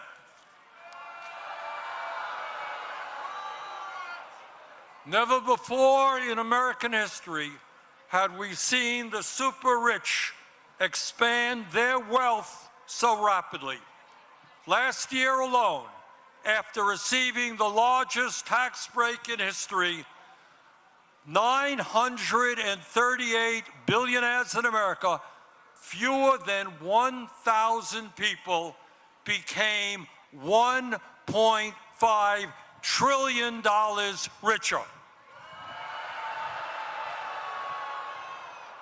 And our president, honest Donald Trump, became over $1 billion richer himself. Never before in American history have we seen a ruling class within a corrupt campaign finance system spend so much money to buy politicians. In the coming midterm elections, the billionaires will spend many, many hundreds of millions of dollars to make sure that government continues to work for them and not working families. Meanwhile, while the richest people in America become much, much richer, 60% of our people here in Minnesota, in Vermont, and all over this country are living paycheck to paycheck, struggling to put food on the table, struggling to pay their rent and their mortgage, struggling to pay for child care and education, and struggling to put a few bucks aside for a decent retirement. In America today, tens of thousands of our people die every year unnecessarily because they cannot afford to go to a doctor. And unless we change how our economy works, our younger generation, our kids, for the first time in modern history, will have a lower standard of living than their parents. So today, we not only say no to Trump's authoritarianism, we say no to Mr. Musk, no to Mr. Bezos and Mr. Zuckerberg and Mr. Ellison and all the other multi-billionaires. You cannot have it all. We will create an economy that works for all Americans, not just the 1%.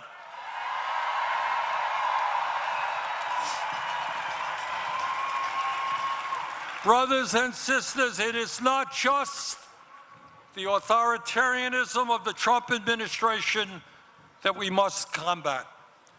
It is not just the oligarchs and their insatiable greed that we must combat. Now, as the news literally of today reminds us, we have got to stop the out-of-control militarism of the Trump administration, whether it is here at home in cities like Minneapolis and St. Paul or abroad.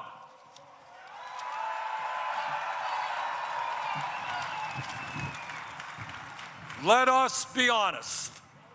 The American people were lied to about the war in Vietnam.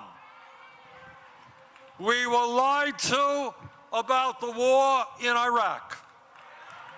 And we are being lied to today about the war in Iran.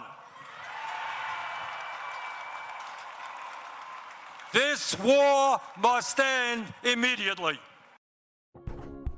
It's a normal afternoon. You've already got a lot on your plate, and then you get an urgent request for some components.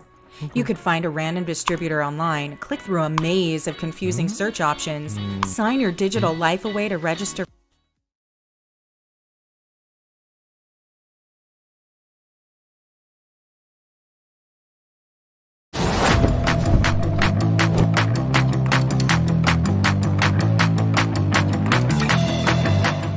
I just landed back home from yet another car launch event and scheduled to attend a few more in the coming days. But today is my day off and it is time to take a look at the new Honda Amaze with 5-star Bharat NCAP safety rating and India's most affordable, be it unexpected braking or sudden lane changes, comfort, space and a proper boot for family use. Beyond features, what sets the Amaze truly apart is Honda's legacy. Known for reliability, refined engines, and low ownership stress, Honda cars are built to last. and to remain dependable long after the excitement of purchase fades.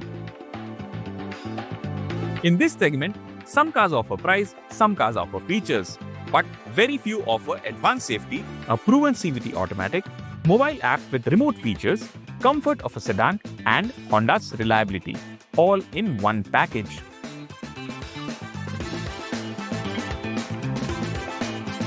So, before you go for your next car, ask yourself which one is a better choice. Just more features or smarter value with first-in segment features. The new Honda Amaze isn't just another car in this segment. It is the benchmark that truly matters. We hope you liked the video. Thank you for watching.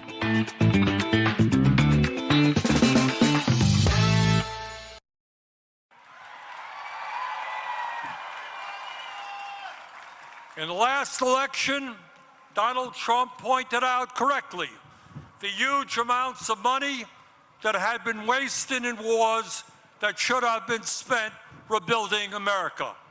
He campaigned as a peace candidate, and he promised no more forever wars. He lied. 1 month ago, Trump and his partner, Israeli Prime Minister Benjamin Netanyahu, started a war with Iran. This war is unconstitutional. Trump did not seek or receive authorization from Congress. This war is a violation of international law. One sovereign nation cannot simply go about attacking another sovereign nation for any reason it chooses.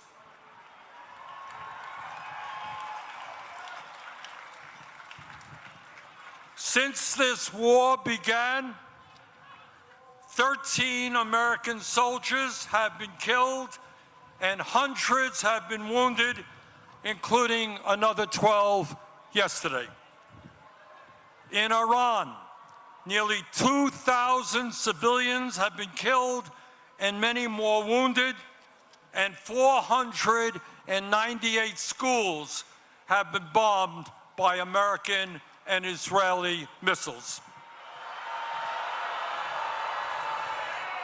In Lebanon, more than 1,000 people are dead, and more than 1 million Lebanese people, 15% of their population, have been displaced from their homes. In Israel, 20 people have been killed and over 5,000 wounded. In the West Bank, Israeli vigilantes are burning down homes and killing Palestinians. At a time when gas prices are soaring,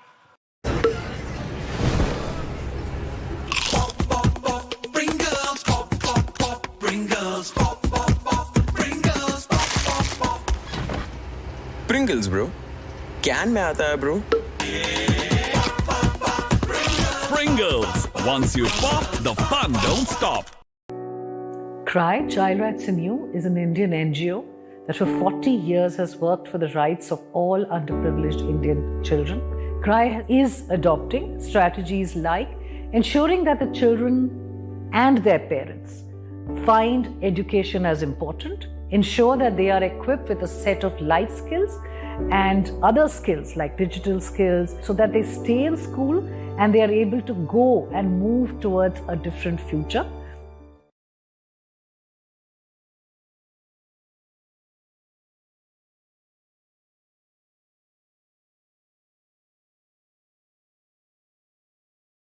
when many Americans cannot afford the basic necessities of life, it is estimated that this war has already cost $1 trillion.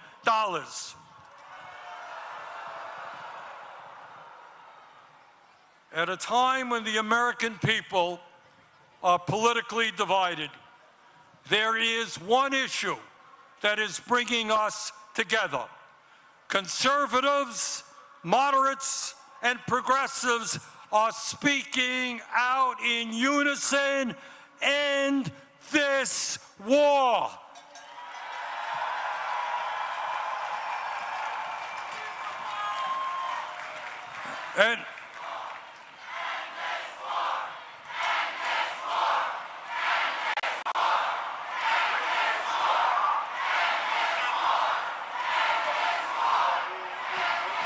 And as a U.S. Senator, I want to just mention to you about what I intend to do about it. First, we have got to make sure that Congress does not send another $200 billion to fight this war. Trump's supplemental appropriation for the war in Iran must be defeated. Secondly, I will be forcing a vote in the Senate on legislation to block the sale of nearly $1 billion in weapons to the Israeli military for bombs and bulldozers.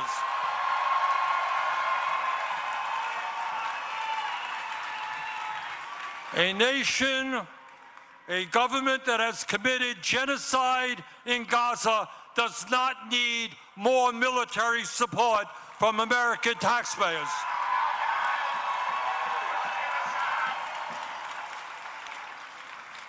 My fellow Americans, we are all proud to live in a country which throughout our history has inspired people throughout the world to struggle for freedom, for democracy, and justice. And we understand that when we stand together and not let demagogues divide us up, we can continue to inspire the world to believe in a brighter future.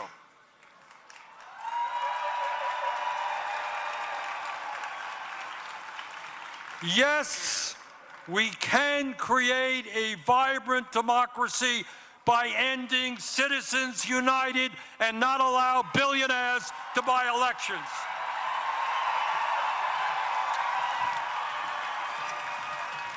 Yes, we can create an economy that works for every man, woman, and child in our country, and not just a handful of billionaires.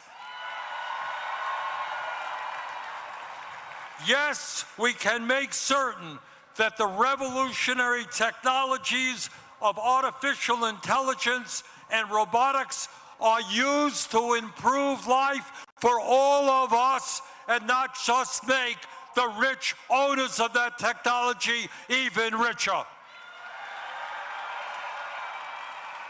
Yes, we can and must join the rest of the industrialized world and guarantee health care as a human right for all of our people.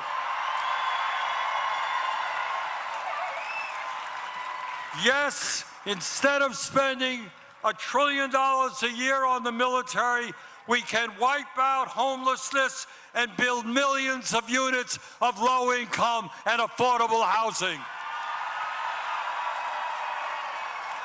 Yes, in the richest country on earth, we can have the best public educational system in the world, tuition-free from childcare to graduate school. Yes, we can expand Social Security and radically improve our pension system so that every senior in America can retire with dignity. Yes, we can raise the minimum wage to a living wage and guarantee every worker the right to join a union. Yes, we can guarantee that every woman in this country has the right to control her own body.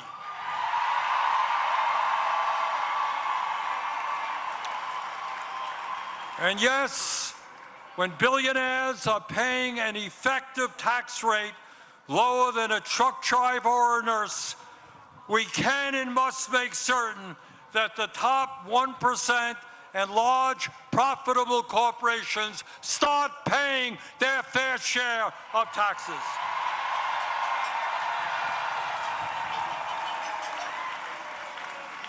My fellow Americans, the establishment, including the corporate media and many of my colleagues in Congress, want you to believe that you are powerless.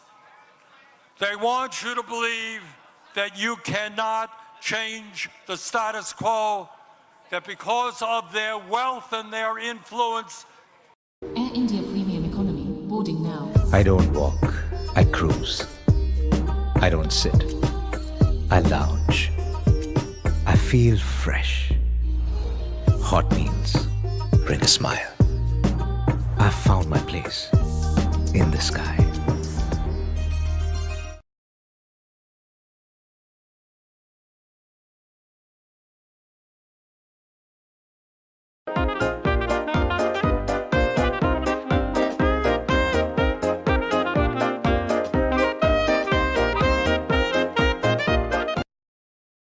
There is nothing you can do to combat them.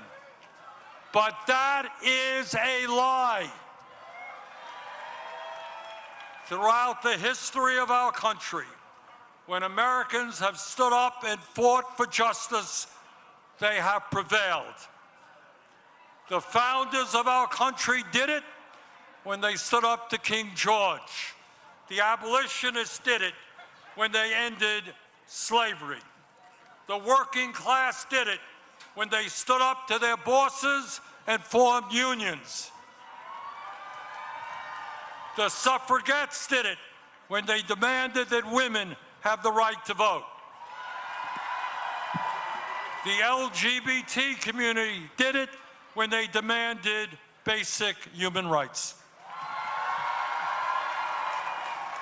Time and time again, in difficult moments in American history, our people stood up, fought back, and won. They did it then, we can and will do it now.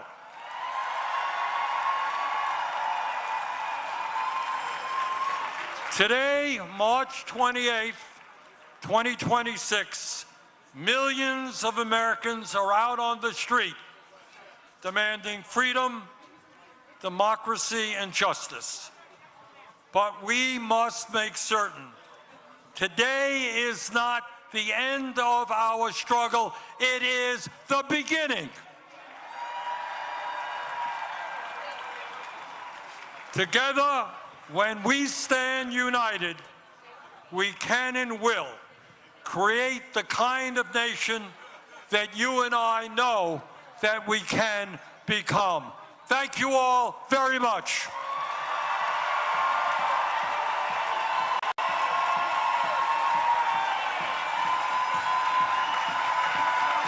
And now, please welcome to the stage Congresswoman Ilhan Omar.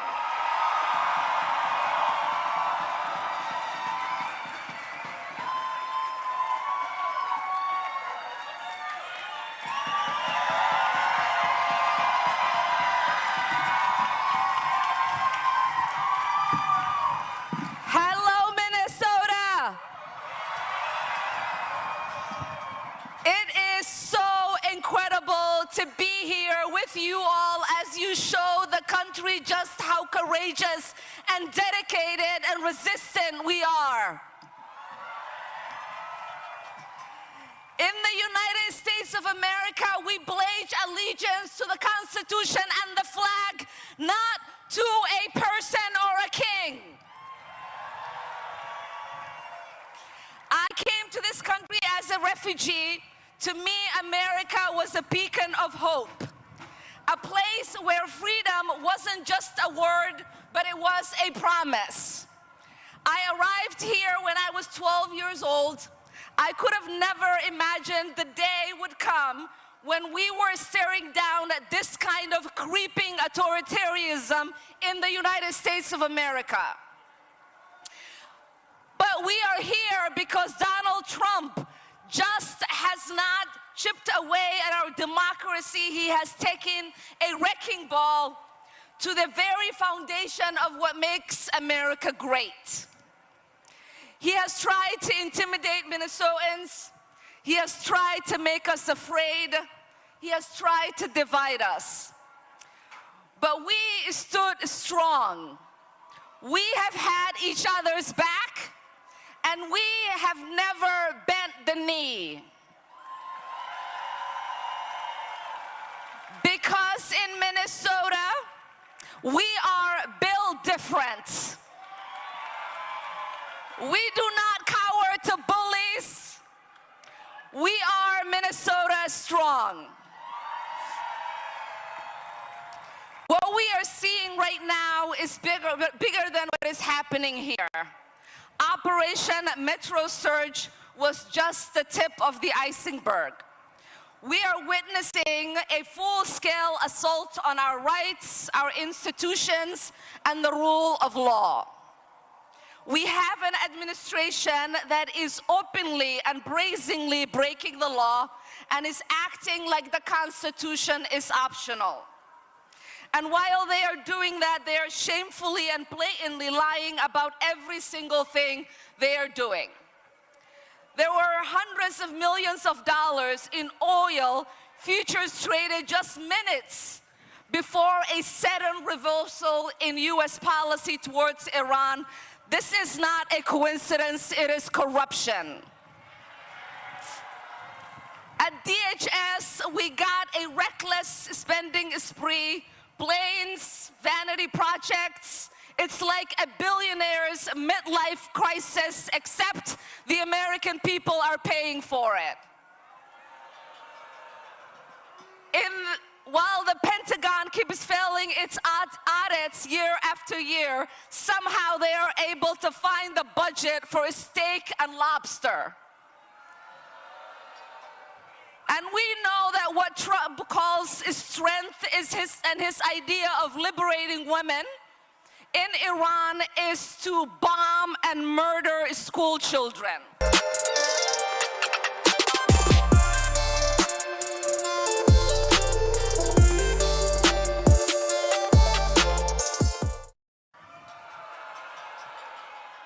They are pushing for the SAFE Act to disenfranchise millions of voters because they know they are not going to win a fair election.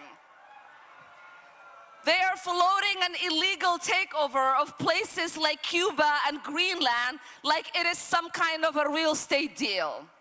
And under the so-called anti-war president, we have now seen the launching of military operations in Iran, in Venezuela, and in Ecuador.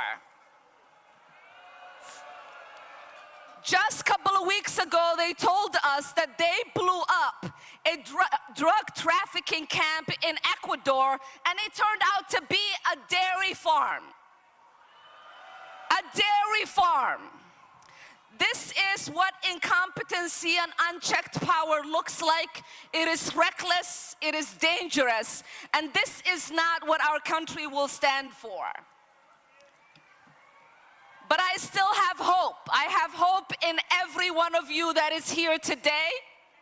I have hope in people across this country.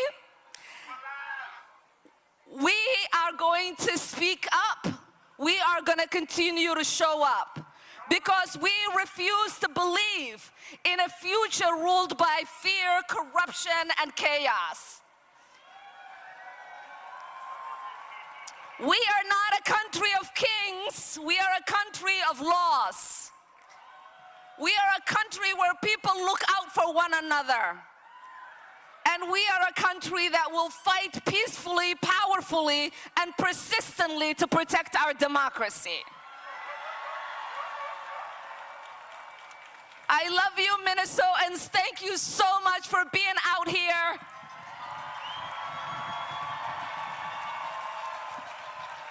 And now it is my honor.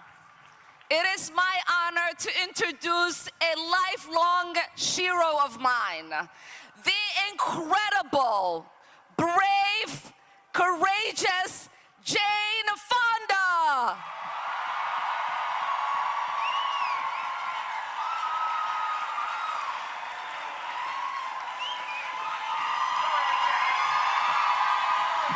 Hi, everybody.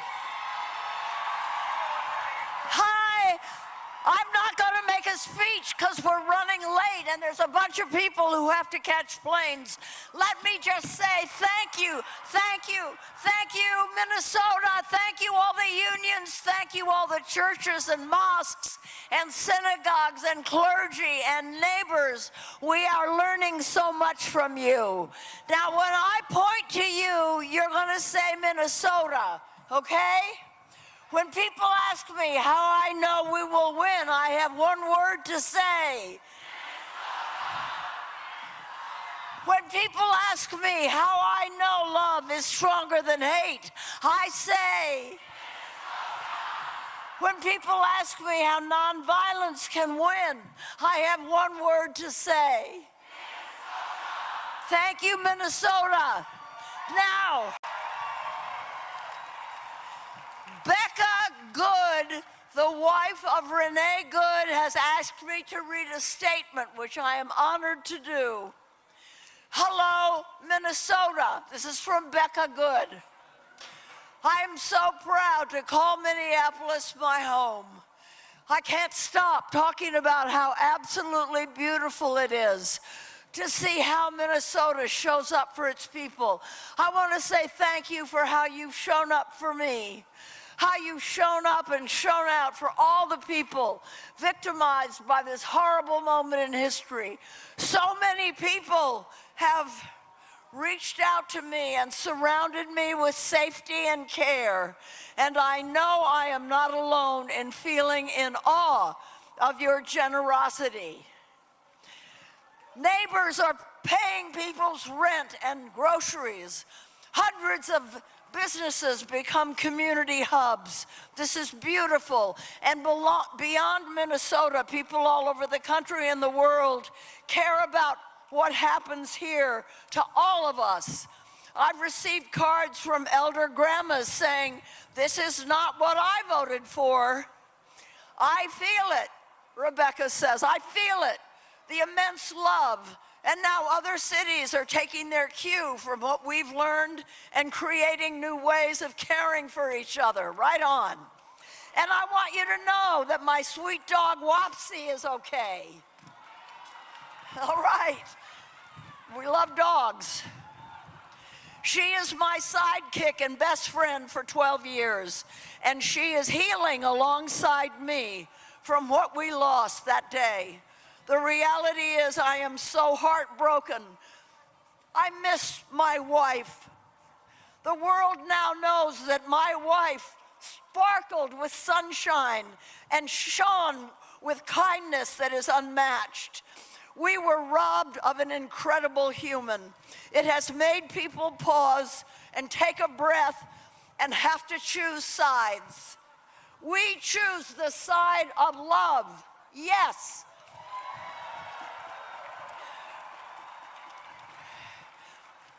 Everyone who was there when my wife was taken from me has had their lives destroyed that day, including those agents. What we need is to stop destroying life. What is happening now is the result of far deeper issues that have been simmering across this country for a long time. Divisive rhetoric, escalating tensions, fear-mongering. With a brand new design that frees up even more pixels for personalization and an inventory of features to up your game at every level. Like GX Control to help rein in your resources with integrated limiters for RAM, CPU, and network. A sidebar for direct access to your favorite side quests, streams, and posts. And built-in privacy tools like ad and tracker blockers and free no-log VPN. Check into GX Corner for the latest news, deals, and free games. But what really makes our hit different is mods. Giving you the power to change everything from animated wallpapers to themes, sounds, music, and shaders. So you can change everything. Get Opera GX.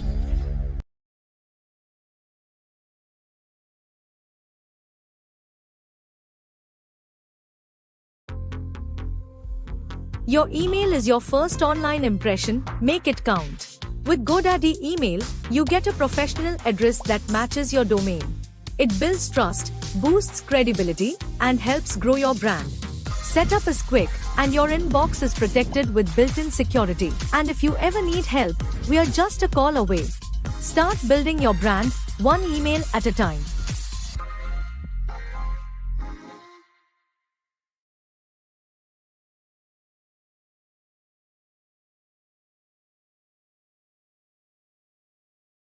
We have to address the root causes of these issues and stop this violence where it came from.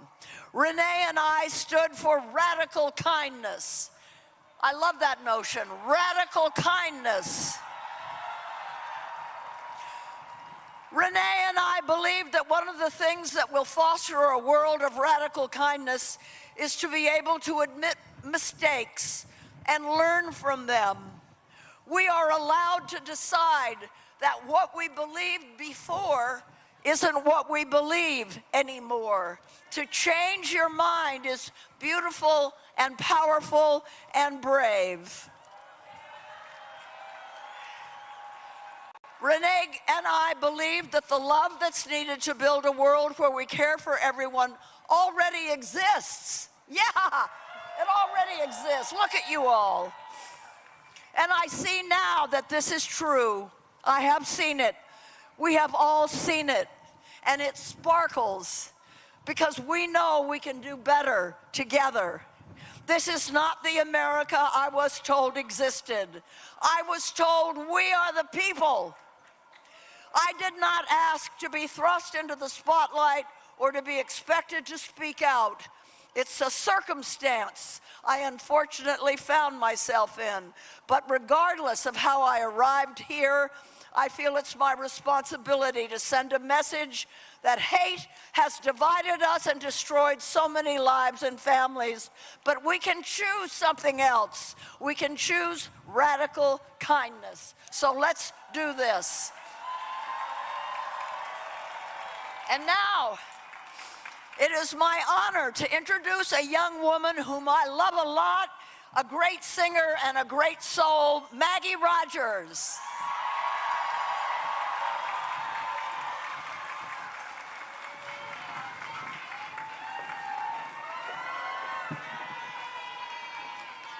What's going on, Minnesota? I have been so inspired by the resilience and the fortitude that has been coming out of this state. So much love in the face of evil and hate. And the best way that I know how to give a little bit of love back to this city that has been such a beacon of it is to sing a song. This is called Different Kind of World. Thank you so much for having me. There's nowhere else in the world I would rather be today.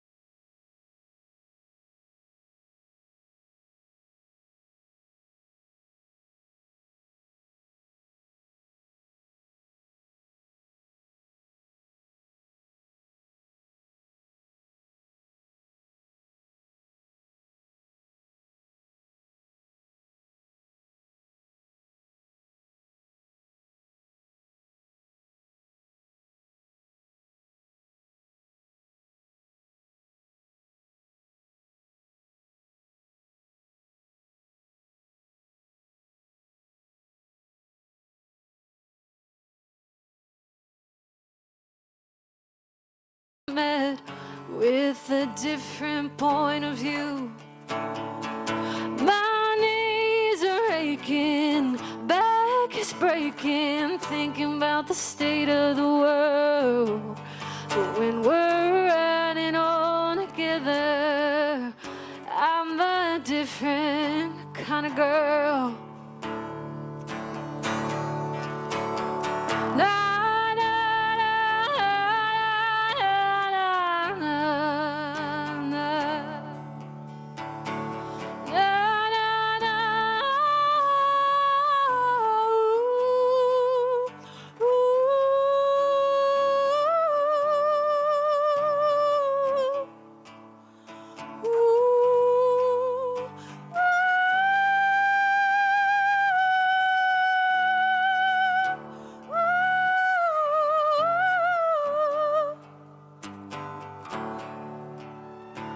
when we're riding all together, it's a different, I'm a different kind of girl. Ooh.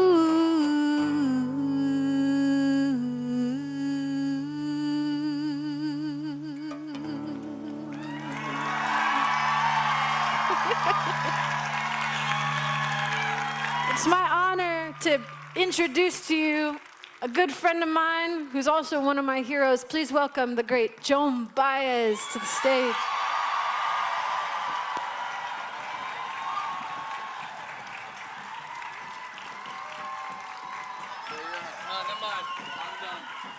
Here we are. Come over here. Are we going here? All right. Just gonna be moaning a tiny thing in the.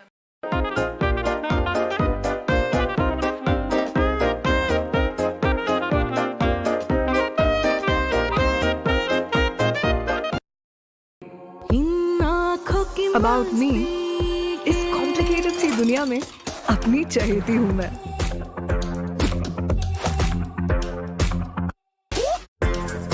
मेरी आंखें ही मेरी पहचान है। AccuView contact lenses, देखते रह जाओगे। Thank you, Maggie. I'm honored to be standing in resistance with all of you today, on this stage, in this city, at this moment. For those of us who believe in the power of nonviolent resistance, and those of you who didn't, you have shown the way with your courage, determination, and decency. Thank you, Minneapolis.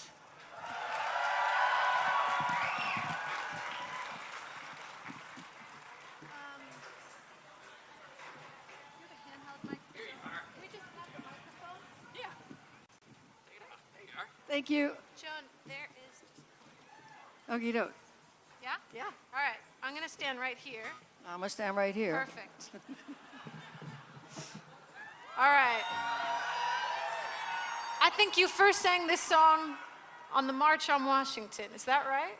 I sang this song for the first time with Dr. Martin Luther King in Grenada, Mississippi, actually, and then again on the March on Washington. Come writers and critics who prophesize with your book, and keep your eyes wide if your chance won't come again, and don't speak too soon. Outside and it's raging, it'll soon shake your windows and rattle your walls, for the times they are changing.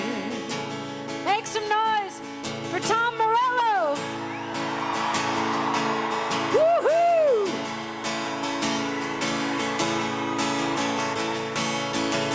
Come mothers and fathers throughout the land, and don't criticize what you don't understand. Minneapolis, Minnesota is beyond your command. Your old road is rapidly aging, so get the fuck out the way if you can't lend a hand. The times they are a-changing. The line it is drawn, the curse it is cast.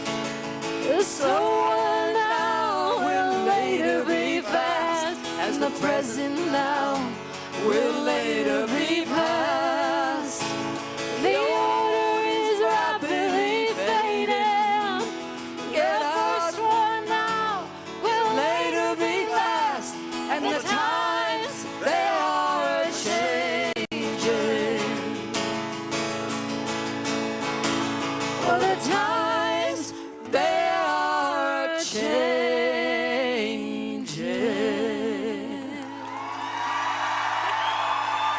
Thank you, Minneapolis. You're an inspiration to the nation. Thank you, Tom Morello.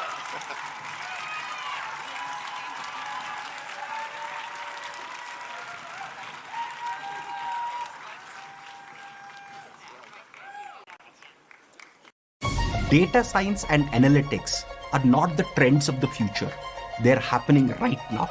So having the skills to work with data is not only valuable, it is essential now as data becomes increasingly important for industries around the world.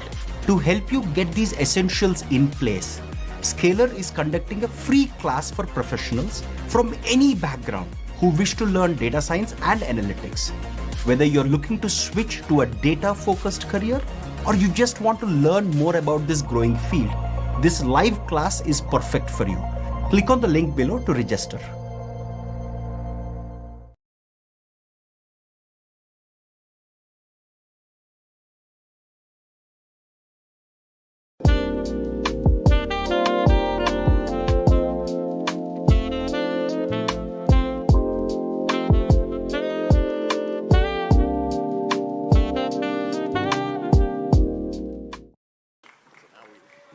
Thank you, thank you, thank you.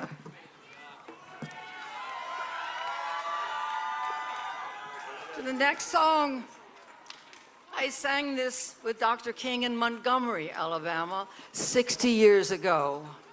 I'm deeply moved to sing it here today with two groups you all know. They were born on the streets of this city and stood through the freezing winter with you and are standing still, are showing up and still standing and playing the Brass Solidarity Band.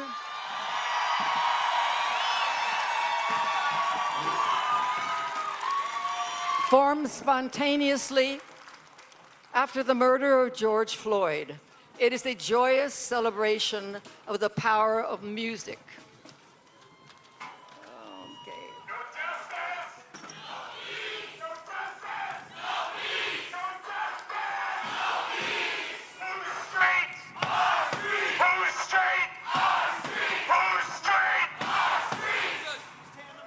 The Singing Resistance is a group of folks from across Minnesota who simply could not be silent about injustice and the attacks on their communities, and they came together, their voices raised in a chorus of people's power.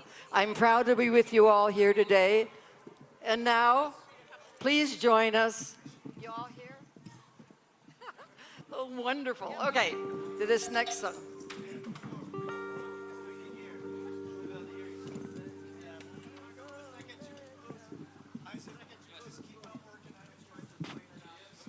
We're getting it together.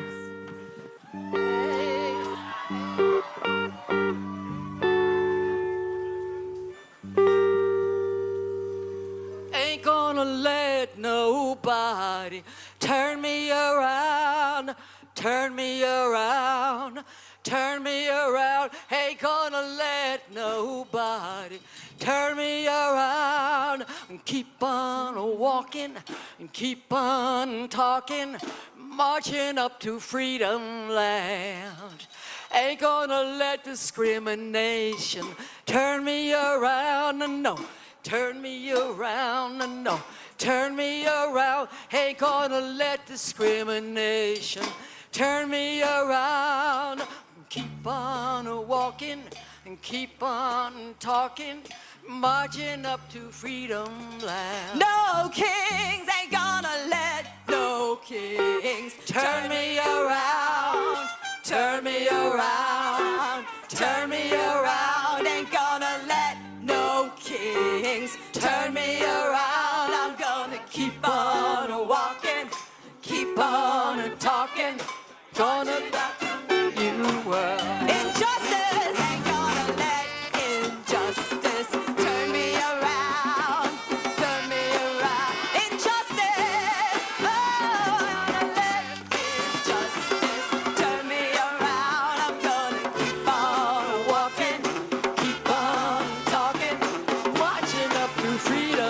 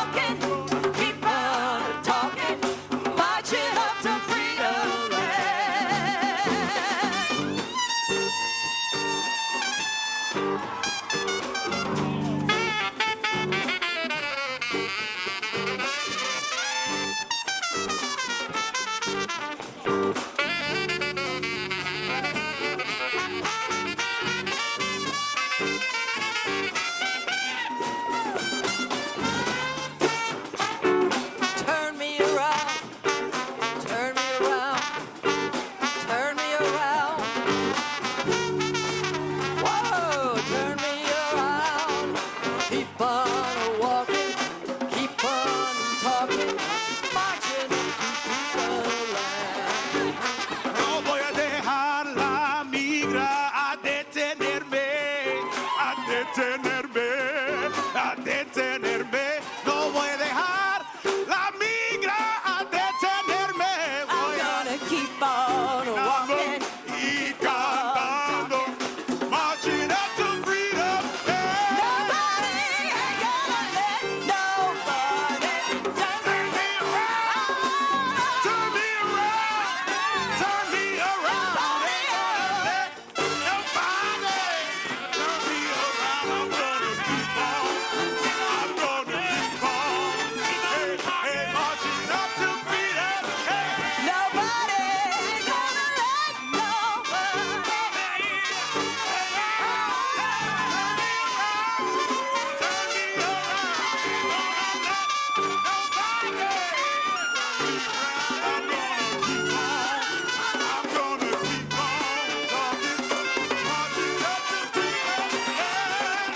Keep on walking, keep on walking. I'm gonna keep on talking, marching up to freedom.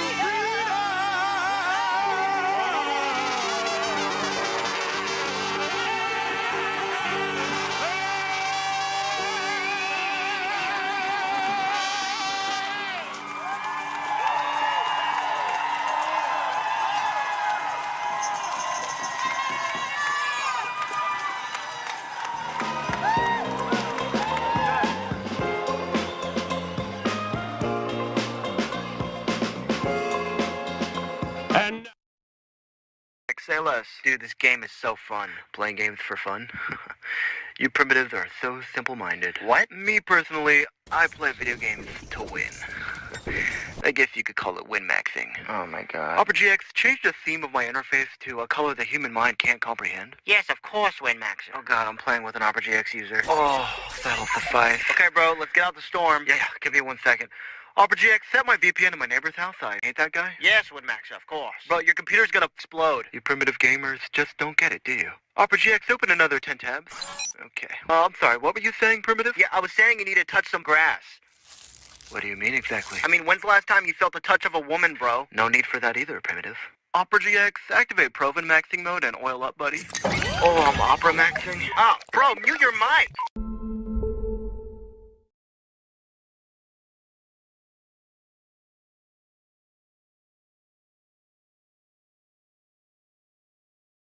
Minnesota Zone, Attorney General Keith Ellison, and Lieutenant Governor Peggy Flanagan.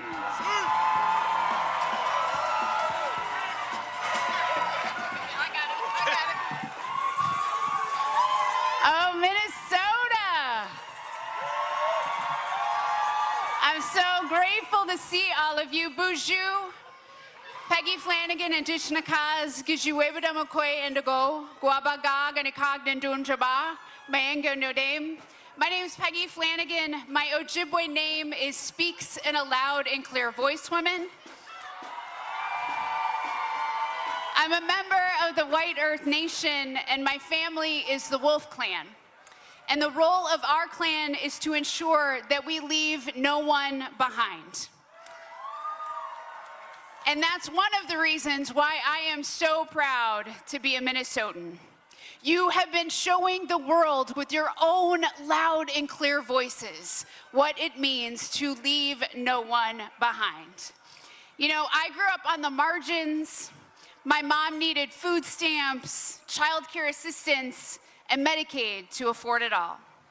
I am the descendant of Native people who have lived here since time immemorial, who were pushed from their homes onto the White Earth Reservation. And I am the great-granddaughter of a young girl who traveled here from Ireland at the age of 15. She sailed to this country with her younger siblings that she was responsible for. And that is my story, and everyone here has a story in how you got here today. For generations, powerful people have tried to silence us. And there are so many reasons why we shouldn't be here, why we shouldn't exist. But we are here because we are resilient. And friends, Donald Trump thinks we should just shut up and do what we're told. But that has never worked for me, and that will never work for you. Donald Trump underestimated Minnesotans. He thought that we would back down. He thought we would get tired, that we would turn on each other, but we turned towards each other. He underestimated the power of educators, servers, construction workers, nurses, poets, and moms, and people working together. And no one asked to be on the front lines, but Minnesotans stepped up. And everyday people showed us how to be incredible just by caring about each other. And you are here today because you understand the whole point of No Kings. When federal agents kill our neighbors in the streets, when cowards vote to steal healthcare and food off the table, and billionaires rip off everyday people, and wannabe dictators start illegal wars, we will not be silent. This mass of humanity, of community, this movement in front of me shows the world that we are not powerless. Friends, we are the power, and we've decided that we will help our neighbor and we will welcome the stranger. This movement is for everybody who knows that this president has gone too far. Because if you come for one of us, you come for all of us. And Minnesotans, we are carrying a lot right now. Grief, anger, the weight of what has been done to our communities, done to our children, to our babies, and the heaviness of the lives that have been taken. Renee Good should be alive. Alex Preddy should be alive. We say their names, we honor their memories, and we turn our grief into action. Because the work is not done and the crisis is not over. And some of us will never be whole again.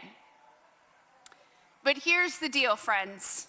We all know that famous quote from Senator Paul Wellstone, which is, and say it with me, we all do better when we all do better. It is the unofficial slogan of Minnesota. But my favorite quote from Paul Wellstone is, sometimes you gotta pick a fight to win one.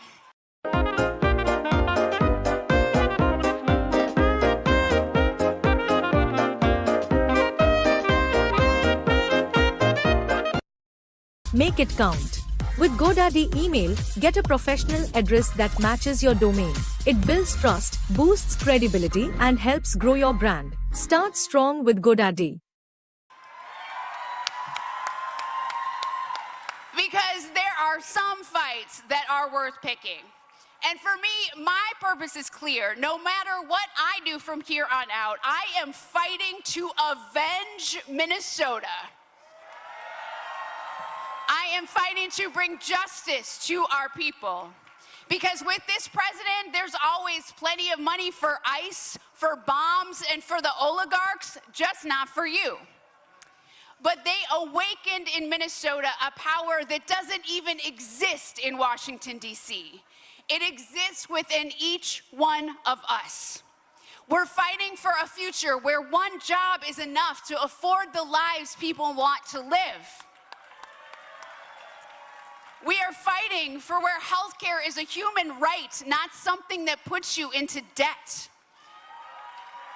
Where everyone is treated with dignity, no matter who you are or where you come from or what you look like. Where the Constitution still matters, where we don't strip due process away from our immigrant neighbors. And we know that it takes all of us. I am grateful for the work of Senators Klobuchar and Smith for what they have done to push back, and for the work that every person here has done every single day to show the way. And let me close by telling you about my church in North Minneapolis. It is a beautiful parish that looks like Minnesota. It's been pretty empty these last few months because people have been afraid to leave their homes. They've been afraid to worship. But last Sunday, the pews were full. Kids were laughing and crying and singing even when it wasn't time to sing. It was a wonderful, beautiful noise. It was the song of resilience, because we are still here. And I want you to feel that resiliency in your bones. I want you to take a minute and I want you to look at each other. Like, really look at each other. Because we deserve better. We have everything we need to build the future that we want. We are what we need to build the future. And we are going to keep fighting until we get it. And I am honored and humbled to be your lieutenant governor. But more than anything, friends, I am grateful to be your neighbor.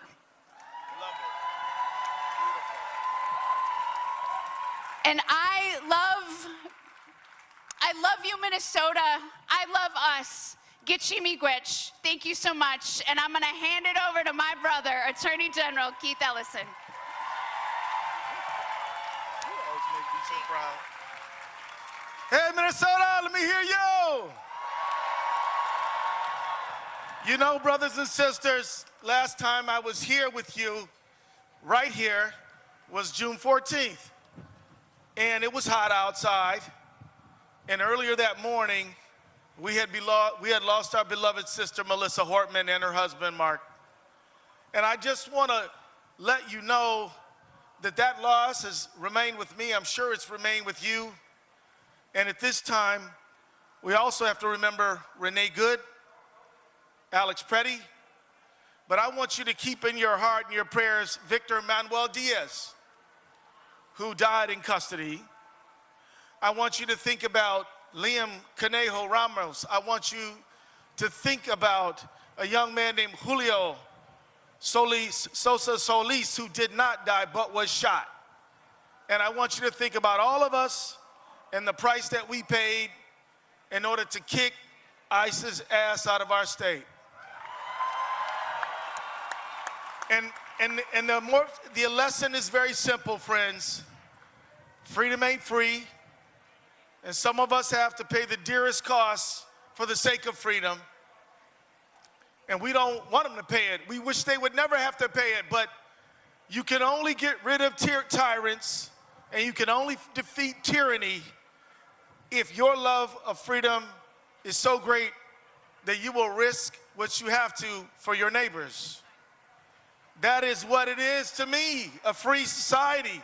That's what it means to live free. To be willing to go to the mat, go to the wall for the people you love and care about.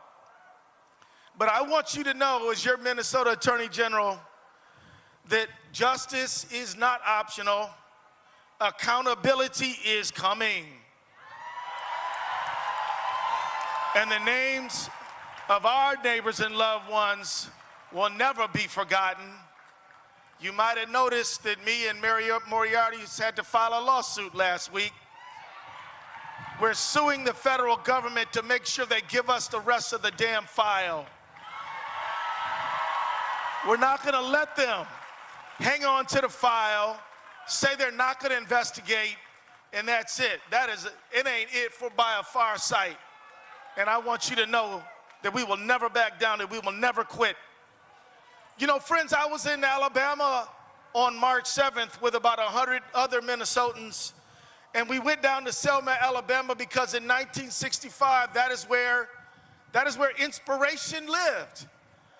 People of all colors and cultures came there, and they've been coming there ever since because brave Americans stood up for the right for all Americans to vote.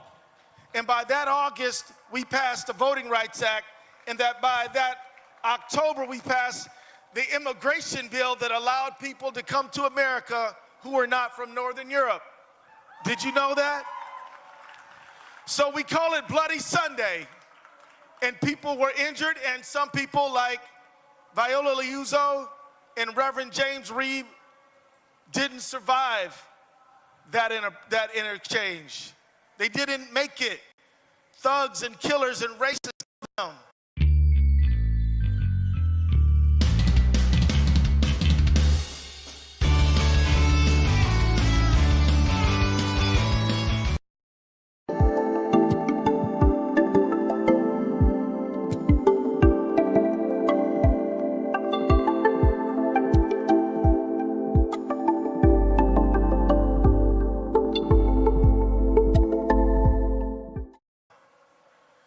Still fought for everybody to vote, right to vote, and everybody's right to come to America.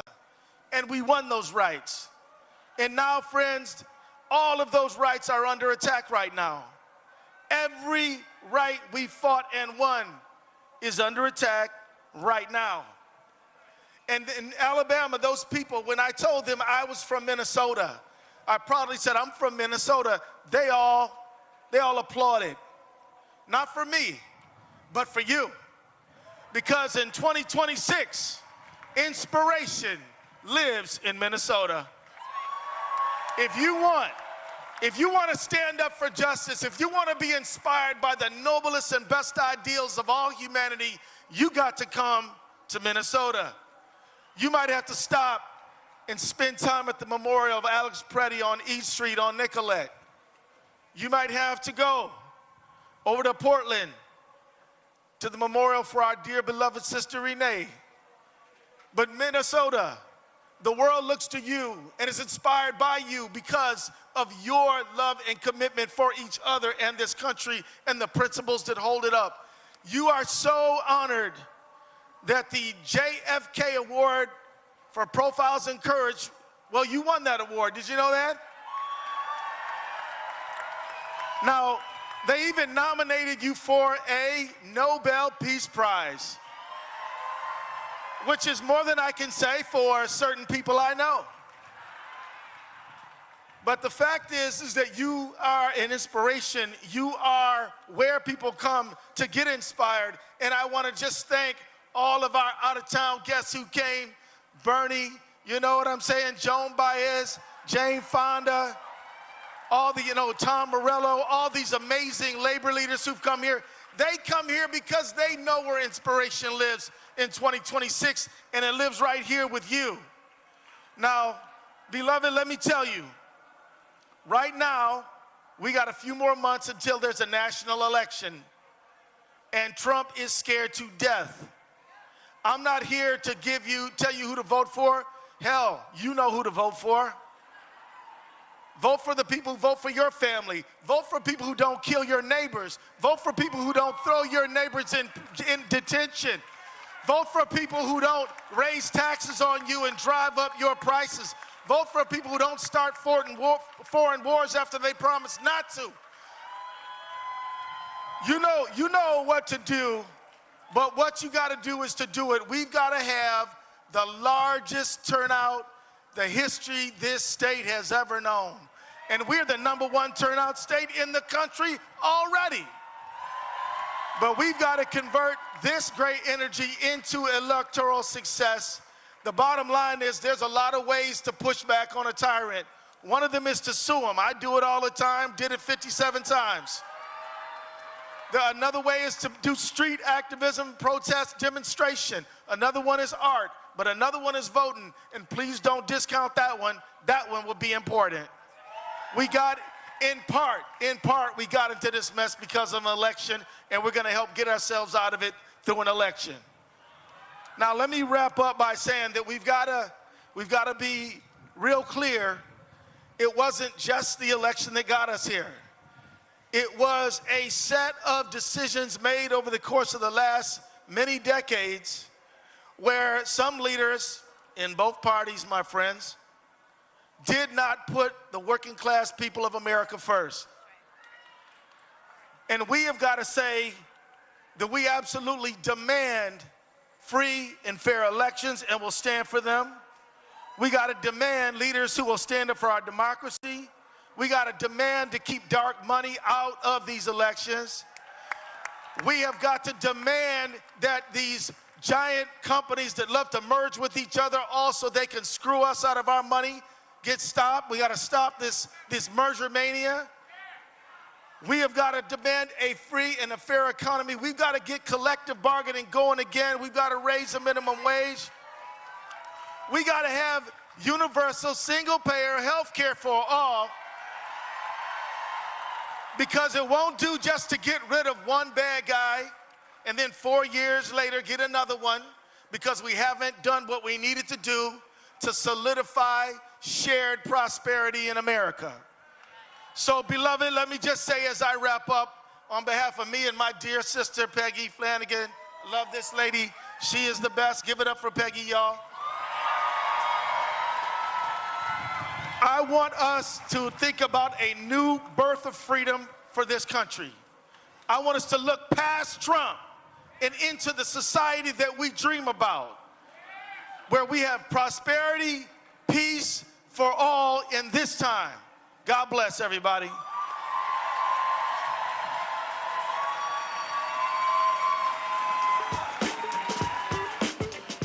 Before we continue, we have a public service announcement.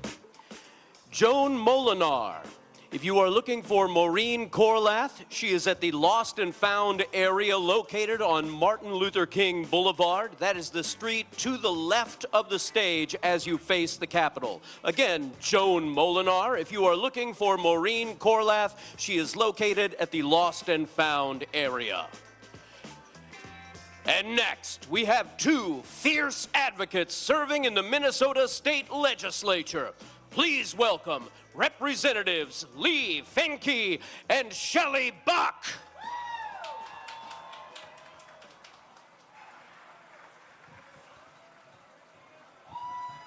Hello, sorry that took a while. Hello, those of you still joining us. Thank you so much for hanging around. My name is Lee Finke. I use she, her pronouns. I'm a state representative. I work here along with my colleague Shelley Buck in the Minnesota House of Representatives. I'm here to provide a little trans representation, but I'm also here to demand our trans liberation. And I'm here to demand our liberation for everyone. I don't mean only queer and trans liberation, but all of ours. Immigrants, refugees, undocumented neighbors, our friends with disabilities, our indigenous tribal nations, everyone, full equality, full inclusion, full stop. So here's the thing I want you to remember when someone asks what the trans lady was yelling about at the No Kings rally.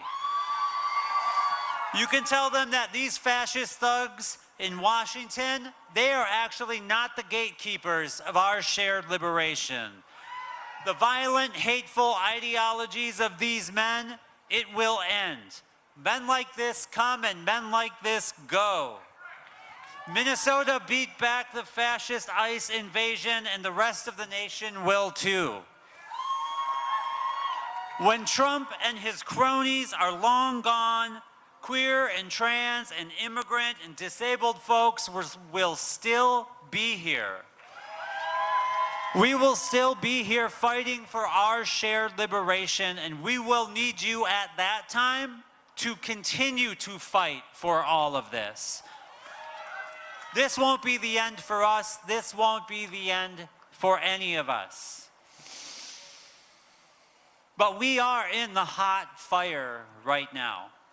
All of our vulnerable communities need you, and you know why. The forces of oppression are obvious, conspicuous, It is like the apocalypse. You know who the bad guys are and you know who the good guys are. But we know these fascists are bound to lose. And when they are gone in the dustbins of history, your trans, two-spirit, non-binary, queer, immigrant neighbors, we will still be here fighting for our lives. And we will need you to be in the streets then, too. It is not just now, it is not just Trump, it is what comes after. We still will need you to fight for our lives. Liberation now, justice for Renee, justice for Alex, justice for all of the families affected by this government. Stay safe, keep fighting. Thank you.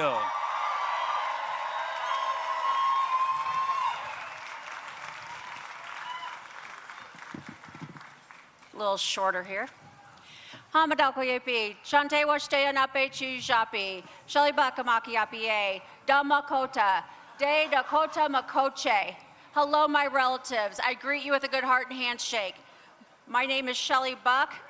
I am Dakota, and this is Dakota Homelands. Dakota people are some of the first stewards of this place we call Minnesota Makoche, or Minnesota. For us, it is more than a home. It is the place of our origin on this earth. Through this, we know that we are all interconnected. Our values, our hopes, and our dreams for our children and the next 7 generations. In the past, they stole our children, cut our people's hair, tried to steal the language from our tongues, and tried to convert us into one of them. Throughout a history of erasure, eradication, and state-sanctioned genocidal violence, our people did more than resist. It is because of our ancestors' insistence and endurance and their refusal to abandon the love they carried for all their relatives, whether human or non-human, that I am here before you today. White supremacy and the claws of those who embody it continue to dig into our backs. And the government, again, is stealing our people. ICE and the federal government continue to try to break our bodies, spirits, and wills, but my friends, they have failed miserably. Love, laughter, and connectedness with our land and our neighbors is powerful medicine. It feeds our souls and keeps us moving. We know that the violence of white supremacy, of discrimination and oppression are all continuances of the legacies of colonialism that remain today.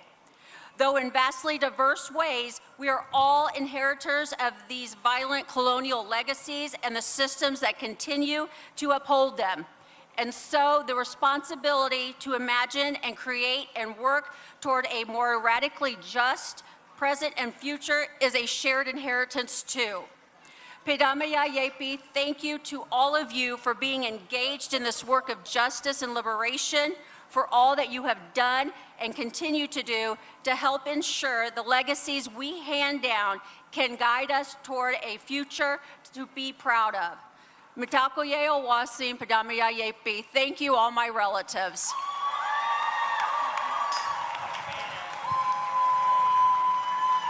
The invasion of Minnesota neighborhoods is symbolic of this administration's assault on working families across the country. Organized labor is pushing back here in the Twin Cities and in the halls of power. To speak about that resistance, please welcome President Liz Shuler of the AFL-CIO, President Randy Weingarten of the American Federation of Teachers, and President of the SEIU, April Verrett.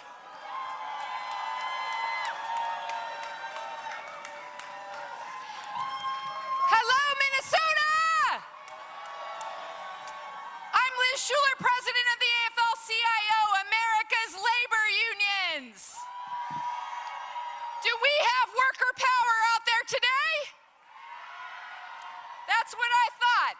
I'm so proud to stand up here alongside my union sisters, Randy and April, bringing the voices of 15 million workers across 65 unions and every worker in this country. That's right.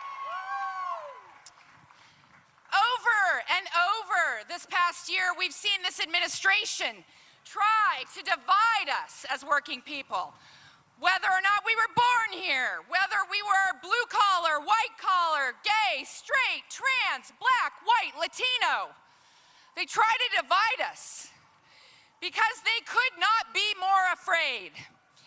They could not be more afraid of what happens when we stop looking to the left and to the right and we start looking at them. When 3 rich people have more money than half the rest of us in this country, does that work for working people? No. Hell no.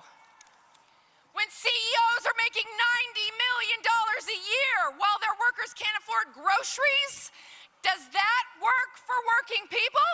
No. Hell no. When everything in this country is so damn expensive and Trump's answer is to cut the taxes of his billionaire friends, is that a country that works for working people? No. Hell no. No Kings is about standing up to the guy in the White House.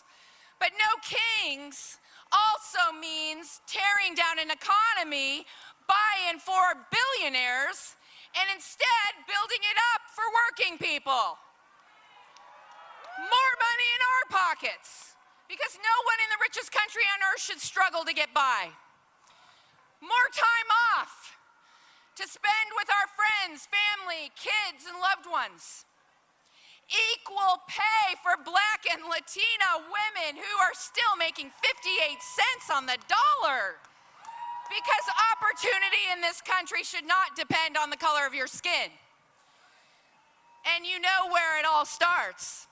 It starts with a good union job for every worker in this country. Because we all know it's better in a union. I look around and we honor those we have lost in the detention centers and in the streets. Our brothers, sisters, and siblings, they have been taken from us because they had the courage to stand up. And I want to name and honor our union brother, Alex Preddy, who stood up for democracy and his community in the streets and fought for democracy with his AFGE brothers and sisters and siblings in the workplace as a trade unionist. Every single thing we've won in this country happened because we fought for it. It happened because of days like today. This is the power. We have the power. Do we have the power? We have the power. And now I'm so honored to introduce my union sister, president of the AFT, Randi Weingarten. Woo!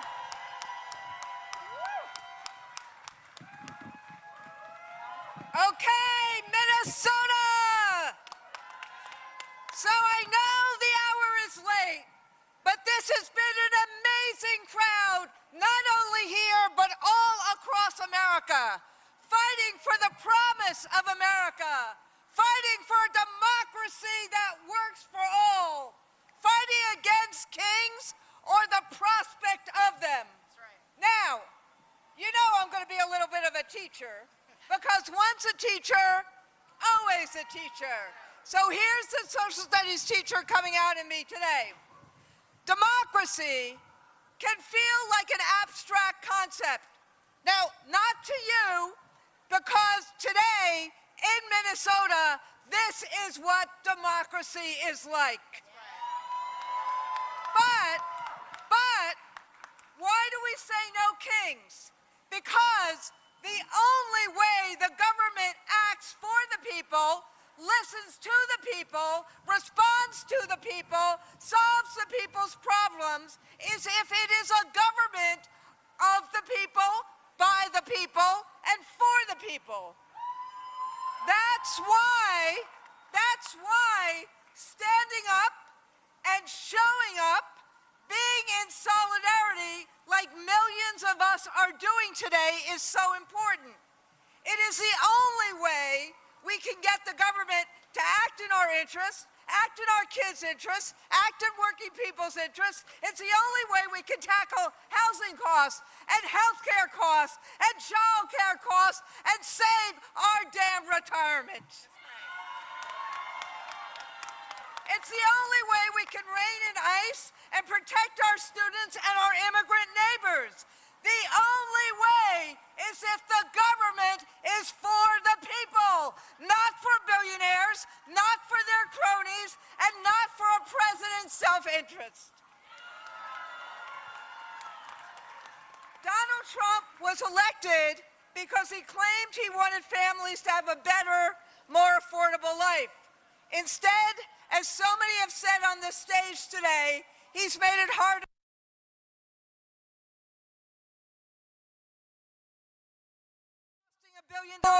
That is costing $1 billion a day. But he couldn't find enough money to extend the ACA tax credits, so how many people across America are losing health care or paying through the nose for it? He couldn't fund Medicaid, so now rural hospitals are closing. He golfed at Mar-a-Lago while people were losing SNAP. And he's attacked universities and public schools that 90% of kids in America go to. And doing all of this while Melania is trying to replace teachers with robots. And he chose to take on Minnesota. But Minnesota, through this brutal winter, you showed the way. Compassion for our neighbors, courage in the face of brutality, and solidarity, because we are braver and stronger when we are together. And let me say one more thing here. Solidarity also means taking on target. As my union did this week, this means this: America's educators will shop elsewhere, not Target, for back to school because Target refuses to stand up to ICE. Donald Trump may pretend that he's not listening, but he can't ignore the millions in the streets today at more events than there are counties in America. We are a movement of many faiths and races, a movement across geography and demography. And Americans don't agree on everything, but we agree that we, the people, have to have the ultimate say, not the president, and sure as hell not a wannabe king. So as we are closing up today, let me ask you this: are you sick and tired of the lies? Are you angry about gas prices? Do you want a voice?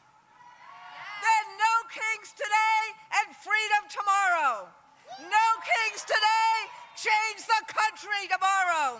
No kings today, then we vote in November. We vote for a country that listens to its people, a country that acts for its people, a country that acts in hope and not fear. We vote for opportunity for all, not self-interest for some. That's what we mean when we say no kings, no crowns, no thrones. And let me introduce Emperor Verrett from the SCIU.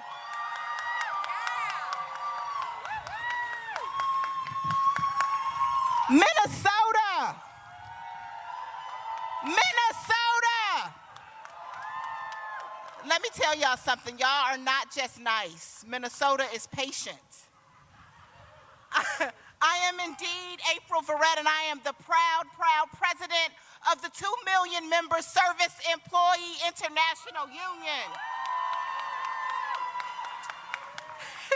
And I made it my mission to be here today because I gotta tell you all, this is my new crush. And I'm crushing hard on Minnesota.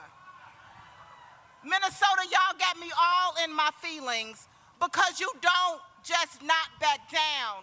Minnesota stands 10 toes down. You stand 10 toes down for justice. You stand 10 toes down for community.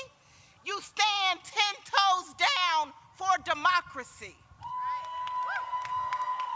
And democracy is why we are here today, ain't it? It is because this is supposed to be a democracy, but it sure doesn't feel like one. It sure doesn't feel like one while working people are doing every damn thing we can and still falling behind.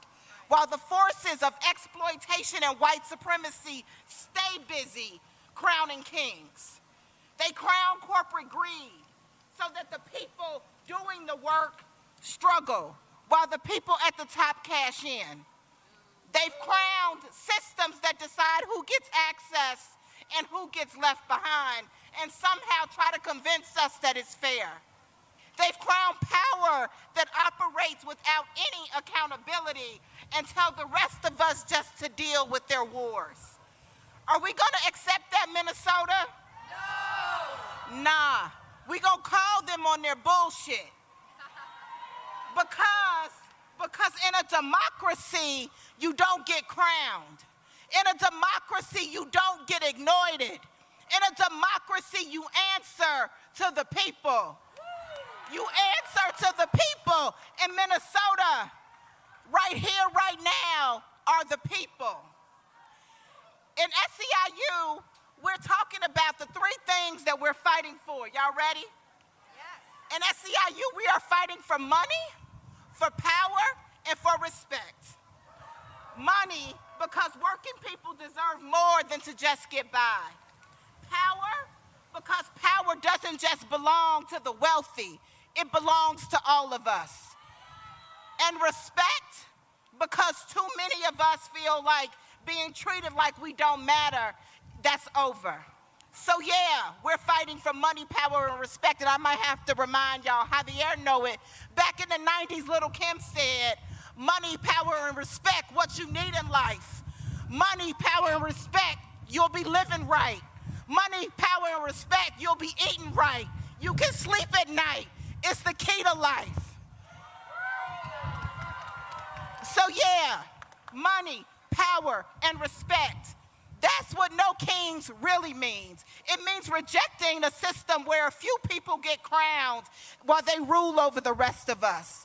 So I'll ask you, are we gonna let them keep their crowns? Are we gonna take back what belongs to us? Then say it with me, no thrones, no crowns, no kings, no thrones, no crowns, no kings. Let's go get it, Minnesota.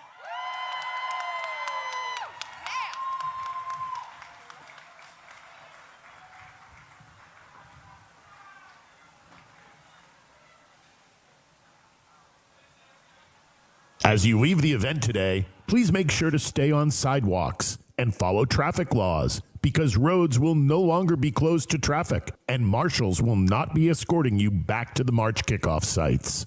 For those of you who need to board buses after the program, all buses will be parked in Lot Q, which is just northeast of the Capitol on Cedar Street and Sherburne Ave.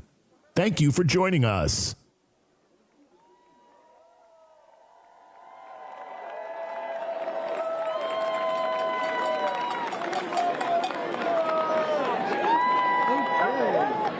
With that, I'm going to stop recording.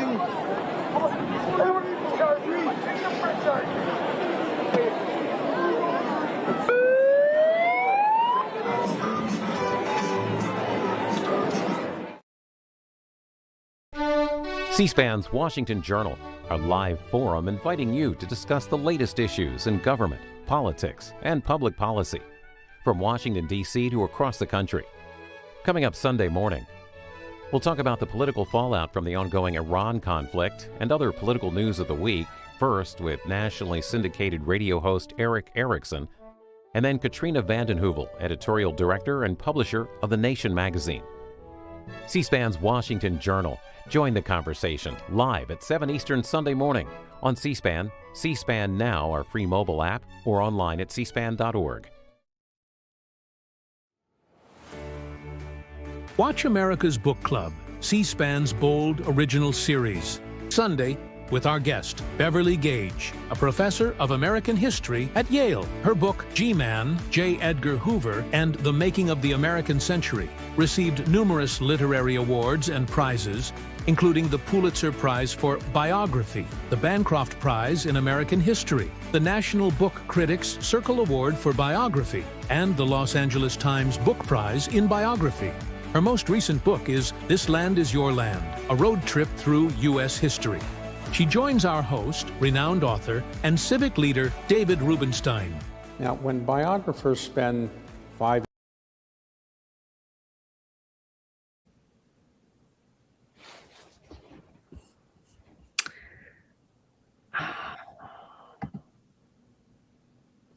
We have lost our Facebook connection right off the bat like that, and there's nothing that I am able to do to replace it. So we'll just have to put it live up there later. Hey, everybody. For coming to us from Lynchburg, Virginia, and Estes Park, Colorado, Indiana, South Dakota, St. Louis, Missouri, Woodstock, Georgia, Washington State. Always fun to see if we can go a long time without duplicating. But there we go. We've got another Indiana, but then right behind it is Austria. Welcome, everybody. I'm so pleased, first of all, that you're here. And second of all, that after Dr. Tim Snyder and I have tried now for months to get together to talk on over the internet, and we just haven't been able to manage it, and we finally have done so. So Tim is joining us from the University of Toronto, and I'm just so pleased finally to get a chance to do this. Yeah, me too. This is a kind of where you've been all my life type situation, and I'm really glad that there's now an answer to that question, and we're right here together. So looking forward to talking. Exactly. Well, so you are best known, of course, for all your work on authoritarianism and totalitarianism and on war, which I hope we will get to. But one of the things that has distressed me a little bit in the last several months is how much more rarely you see discussions of your recent book on freedom, which I thought was an incredibly important book. And I would love it if you would walk us through what you were doing in that book and what argument you were trying to make in it, because I think it's one that people need to hear nowadays. Yeah. Well, first of all, any good politics has to be a politics of the future. So we're stuck now in a present where we seem to be locked together in silly conversations on social media, or polarized, or stuck in some way or another. And we also are facing politicians like Trump and Putin who keep us in a kind of artificial nostalgia, who are propelling us back into things that never happened, into way things never were. And to break through that, I think we need to have the future. And the future has to have a big idea. And so I was thinking about what's the big idea, what's the right idea, and how to get it right. And I think the answer is freedom. Not just tactically because it comes from American traditions and it's a word that we are familiar with, but more politically or even spiritually, that this is the value of values, that the point of freedom is that it's the condition in which we can become who we want to be. Freedom is the value of values in the sense that it creates the space and the opportunity for us to bring other values into the world. The argument of the book is that freedom is not negative but positive. As Americans, we tend to think that freedom is just freedom from, but freedom from isn't enough, even in the most desperate situations. I was thinking a lot about this on the front or in deoccupied zones in Ukraine, where even if you have regained control of a village, people aren't really free unless they have water, unless they have food, unless they have a road, unless they have healthcare. And the same was true at the end of the Second War. Concentration camps, as doctors and nurses said, weren't really liberated. People needed care. And if you think about this broadly, this is true of all of us all the time. To be free, the right conditions have to be created around us so we can become the kind of people who can be free. So freedom has to be done together. It's positive in that it takes cooperative political effort, but it's also positive in the sense that it's not about someone restraining you from doing something. It's about what you would do if you weren't restrained. It's about the things you actually care for. So in practice, being free can't just be a matter of carping and complaining and pounding against the wall. It also has to be a matter of imagining, creating, sharing, thinking your way through to a future which will be different for you and for other people. Well, so what I really thought was very compelling about that argument is Mm. not only the principles behind it, with which I agree, but also it's a really important pushback against the concept of freedom that the radical right has been embracing in the United States now since at least the 1980s. The idea that American freedom is about stopping the government, keeping the government away from you, and turning it instead to the idea that the government, as it represents the American people, has a role to play in guaranteeing that freedom through things like clean water, opportunities for education, infrastructure, and so on. Do you want to play that one out a little bit? Yeah, that's such an excellent American point, and it's completely right. That argument is a trap. So if you think that freedom is just freedom from, if you think it's just negative freedom, then it's very easy to persuade you that the problem is the government, like you say. And that is just what has happened in the US in the last half century. But if I persuade you that the problem is the government, then you can think, well, I'll be more free if there's less government. And what that does is it gives a license to oligarchs essentially to break the government. And that's not some kind of fantastic scenario. That is the second Trump administration, oligarchs breaking the government. So when you make government smaller, you're not making normal people more free. What you're doing is you're replacing the government with something worse, which is oligarchical rule. Power doesn't go away. Instead, it ends up in the wrong hands. That's what we're seeing. On the positive side, though, if we think about freedom as the task of government, we find ourselves in a much warmer and a much more prosperous place. If we define the job of government as creating the conditions for making us free, then it's completely justified to do the sorts of things you're talking about, to care about clean water and clean air. If you don't have those things, you're not free. To care about the quality of your food. If you don't have that, you're not free. To be concerned about public education. If your child can't move through a system of public education and have access to healthcare, that child is not going to grow up free. And so you can actually generate a program for a very appealing and successful kind of government by asking, okay, are these the structures that help us to become free? So I love that, because you know who made that argument first in the United States at the national level was Theodore Roosevelt.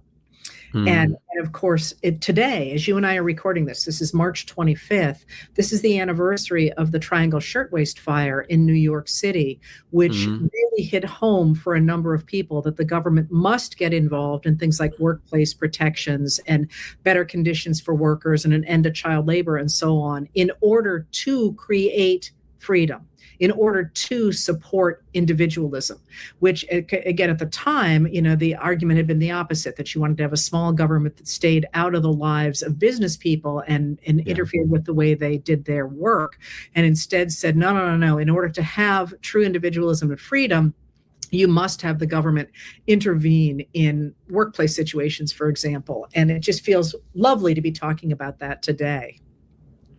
Yeah, this is absolutely completely right, because that's a primitive logic, which turns out to be not true. The idea that as individuals, we're free when we are all alone facing people who have billions of dollars and own companies. It's simply not true. The idea that it's the government's job to make sure that I'm in the weakest position possible in bargaining with people who are much wealthier than me, it has a kind of logic to it, but in the real world, it's obviously nonsensical. And that in terms of positive freedom, the basic point is this, that the job of government and all of our jobs is to create the conditions in which we can be free agents. It's a dark negative utopia to imagine that we're automatically in that condition from birth. We're not. From birth onward, we need those conditions to be created around us so that we can be free. Do you know that image, the very famous image from 1892 in the United States of a man in a bowler hat sitting on a rock on a hill, looking back over his shoulder at this huge expanse of a factory? So that was a deliberately staged image to contrast the individual with, that was Andrew Carnegie's homestead plant behind him, sort of asking people to say, are these two men equal in terms of the government if one of them is sitting alone on that rock and the other one owns essentially, half the town? It's a great image. Yeah, it's exactly the right logic, because when you follow the logic of negative freedom and you can't take a principled stand against the concentration of wealth and against monopolies, in practice, that is where things in fact go. And these are not theoretical considerations. These are the deep problems in the United States. The fact that our social media companies, our tech companies are so monopolistic and have generated so much wealth for so few people is one of the reasons why our democracy is crashing. The fact that our media is ever more centralized and it's ever more in the hands of oligarchs is one of the reasons why our democracy is crashing. So what seem to be like differences about philosophy are actually our instincts about freedom. And if we don't have our instincts about freedom right, then practical conditions creep up very quickly, which make freedom and democracy very challenging. So that seemed to be a pretty good segue for the news that is current right now of the degree to which Trump's war on Iran appears to be a place where a lot of individuals are making a lot of money. Do you want to get in a little bit to how the oligarchy is working right now around the world, or would you prefer to talk about Ukraine and Russia and maybe how those things go together? Yeah, I'll take a stab at all of that, and then we can just keep talking. The thing that strikes me about Trump with respect to both Iran and Ukraine and Russia is that he's functioning basically in a kind of world oligarchical space. So Trump plus Kushner plus Witkoff are the people who are supposed to be responsible for peace in Ukraine or, peace in the Middle East. It's the same group of people.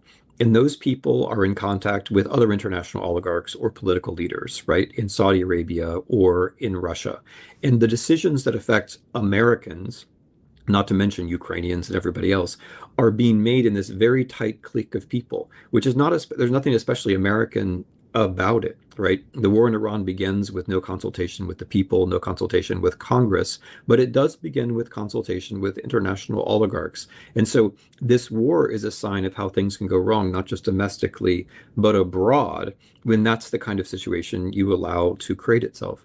And then in terms of people making money, before we talk about individual Americans, I just want to point out that the war in Iran is a total bonanza for Russia. It really couldn't be going better for Russia because the Trump administration treats the war in Iran as a pretext for lifting energy sanctions on Russia, which allows individual Russians to make money, but most importantly, allows Russia to fund its war in Ukraine. So by making war against Iran, the Trump people have made it possible once again for Russia to extend its war in Ukraine. The warmongering on one front allows the warmongering on another front to continue. And then to meet your point, it's clearly the case that people are making money on this, right? The oligarchical connections involve knowledge about what's going to happen before it happens. And I'm afraid this is actually going on a day-to-day basis where Trump's announcements are timed so as to not affect the stock market. But the people who know who's making these announcements know how to place their bets on the stock market. And I'm afraid this isn't cynicism. I'm afraid this is just how these people operate. Well, that seems very obvious from what took place earlier this week with the huge bets that were placed about 15 minutes before Trump's big announcement that, in fact, he was in negotiations with Iran, which it turned out he wasn't. But listen, as long as you're here, I would love to have you talk for people about the influence of Russia and Russian intelligence on U.S. politics, as well, of course, as through Ukraine. And I know that's a huge topic, but I feel like really since Trump appeared on the scene in 2015 and then was so instrumental in changing the Republican platform in 2016, that we have all been dancing around Russia and Russia's interests in Ukraine and in the United States. And I'd just love to hear what you have to say about that. I appreciate your bringing that up because in a way, this is how I came to U.S. politics. The arc for me begins with the first Russian invasion of Ukraine in 2014 and recognizing at that moment that Russian information operations were having an astonishing success also inside the United States, which was a signal of something larger, which was changing the precedence of information operations over reality. If you think back to that Russian invasion, the first one in 2014, we didn't call it an invasion. We didn't call it a war. We were caught up in all kinds of contortions about what was actually happening. And we were talking about all kinds of things that were irrelevant while one major power was invading a country. And it was from there that I started to track essentially Trump. because there were so many connections between Trump and the Russian elite, including, just to take an obvious example, Paul Manafort, who was the advisor to Trump and also the advisor to a Russian client in Ukraine and also an advisor to Russians. And as soon as you start to look at it, you realize that there's a long, thick web of connections here. And as I was following this after Trump declared that he was running for president, it was very clear in the Russian media that he was their guy. They made no secret about it in their own state media. And in retrospect, we could find that there was a whole set of Russian influence operations, especially on social media, to make Hillary Clinton less appealing and Trump more appealing. There's a separate debate as to whether that actually pushed him over the line or not. I tend to think that it did, but there's no question that it was there. And when we see that, it helps us to get beyond our own kind of American obsessions, because we want Trump to be more American than he is, right? We want to contain him at least within familiar American concepts, but he's not contained by them. He doesn't care about the United States. He's in a world where what matters is other dictators and other oligarchs. That's what matters. Those are the people to whom he owes favors. And so now when we turn to Ukraine and Iran and these wars, Trump's conduct makes a lot more sense. There is simply no way you can explain our policy towards Ukraine in terms of the interests of the United States. There is no reason why we should be lifting sanctions on Russia. There's no reason why we should be blaming Ukraine for a war which Russia started with an invasion in 2014 and a full-scale invasion in 2022. There is no reason why we should be asking Ukraine for help in defending against drones, which we are doing, while meanwhile not blaming Russia for using drones to destroy Ukrainian infrastructure and kill civilians. Our policy is wildly tipped in a certain direction. And the reason for that doesn't have to do with the US or its interests. The reason for that has to do with Trump and the particular way he treats Putin. He treats Putin as his patron. He acts as Putin's client. And that's been true pretty much consistently for the last 10 years. The evidence for it is not in question. I mean, Robert Mueller just died, and that's a person who, if anyone ever did, deserved the recognition of his own country. But even in the Mueller report, which is one of many, many sources, it's absolutely clear what side the Russians were on, that they had taken a side. And they continue to do so. And if I could just add one more thing, it's really striking that the Trump administration has essentially done away with American cyber defenses. They have done away with the institutions inside DoD and other places which were meant to protect us from foreign information operations. And I presume that the reason why they are doing this is that foreign information operations tend to be in favor of Mr. Trump, Russian and otherwise. And I mean, to be clear, why is that? It's because they understand Mr. Trump not only as their own client, but as a kind of chaos agent who will weaken the United States, which he, of course, does. So can you talk a little bit about how oil fits into this? Because, of course, oil is central to the economy of Russia, but it's also central to the economies of places like Venezuela and Iran. And Trump certainly seems to be paddling in oil puddles himself. Yeah. I mean, Heather, just take a big step back. I just can't resist it. I mean, if we were not in this petro world, right? If we were not in this hydrocarbon world, we wouldn't have to be talking about a Russian invasion of Ukraine because Russia couldn't afford to do it. We wouldn't have to be talking about wars in the Middle East. They wouldn't be happening. If we were not addicted to oil and natural gas, so much of this stuff just couldn't happen. And these are bad political choices that we are making. And it's connected to a second point, which is precisely a certain kind of oligarchy. It is not that difficult to extract oil and natural gas from the ground, or more to the point, it's not that difficult to connect that kind of economic power to political power, because you just have to control the territory where the resource happens to be. If you get your energy from nuclear or from wind or from solar, that's not going to lead to political authoritarianism. If you get it from oil and gas, it does tend to lead to political authoritarianism. So all of this, like the sense that we don't have a future because of climate change, and the reality of both of these wars has to do with bad choices that we are making, which only serve the short-term interests of a very small number of people. So then I think I've made the narrow points as well. Trump is stuck in a world of oil, I think partly just because he's stuck in his version of the past, also because he seems to imagine that this is just the right way to be powerful, which I think is actually a miscalculation. We are giving up future power to the Chinese by doing this because even if we obsess about oil and natural gas, a turn will be made in the energy economy. And if we're not leading that turn, that means China is leading that turn. And with Russia, as I've already said, they finance this war. They can only prosecute this war because of oil and natural gas. And the fact that we're not sanctioning Russia is just unconscionable. But the overall point is that insofar as the US is leading the charge towards using hydrocarbons in the future, we're also making just this kind of war more likely to happen. So this really raises a real question for me as to why, I think you're absolutely right. This world that you are describing of Trump being part of or wanting to be part of a world in which he plays with international oligarchs over issues involving territory and the control of oil is one that Robert Mueller himself described in a speech when he was director of the FBI, that this was the future of terrorism and this was the future of organized crime, that it would take place across ideologies, across religions, and across countries with business leaders and criminals all working together to amass power and wealth. I think that's absolutely right. But why on earth are the rest of the Republicans, especially those in Congress, going along with this, do you think? First, I want to emphasize the point that you're making, along with Robert Mueller and his speech. If we want to decentralize power, like if we want to have a democracy with civil society and pluralism, you have to decentralize the sources of energy as well. The two things go together.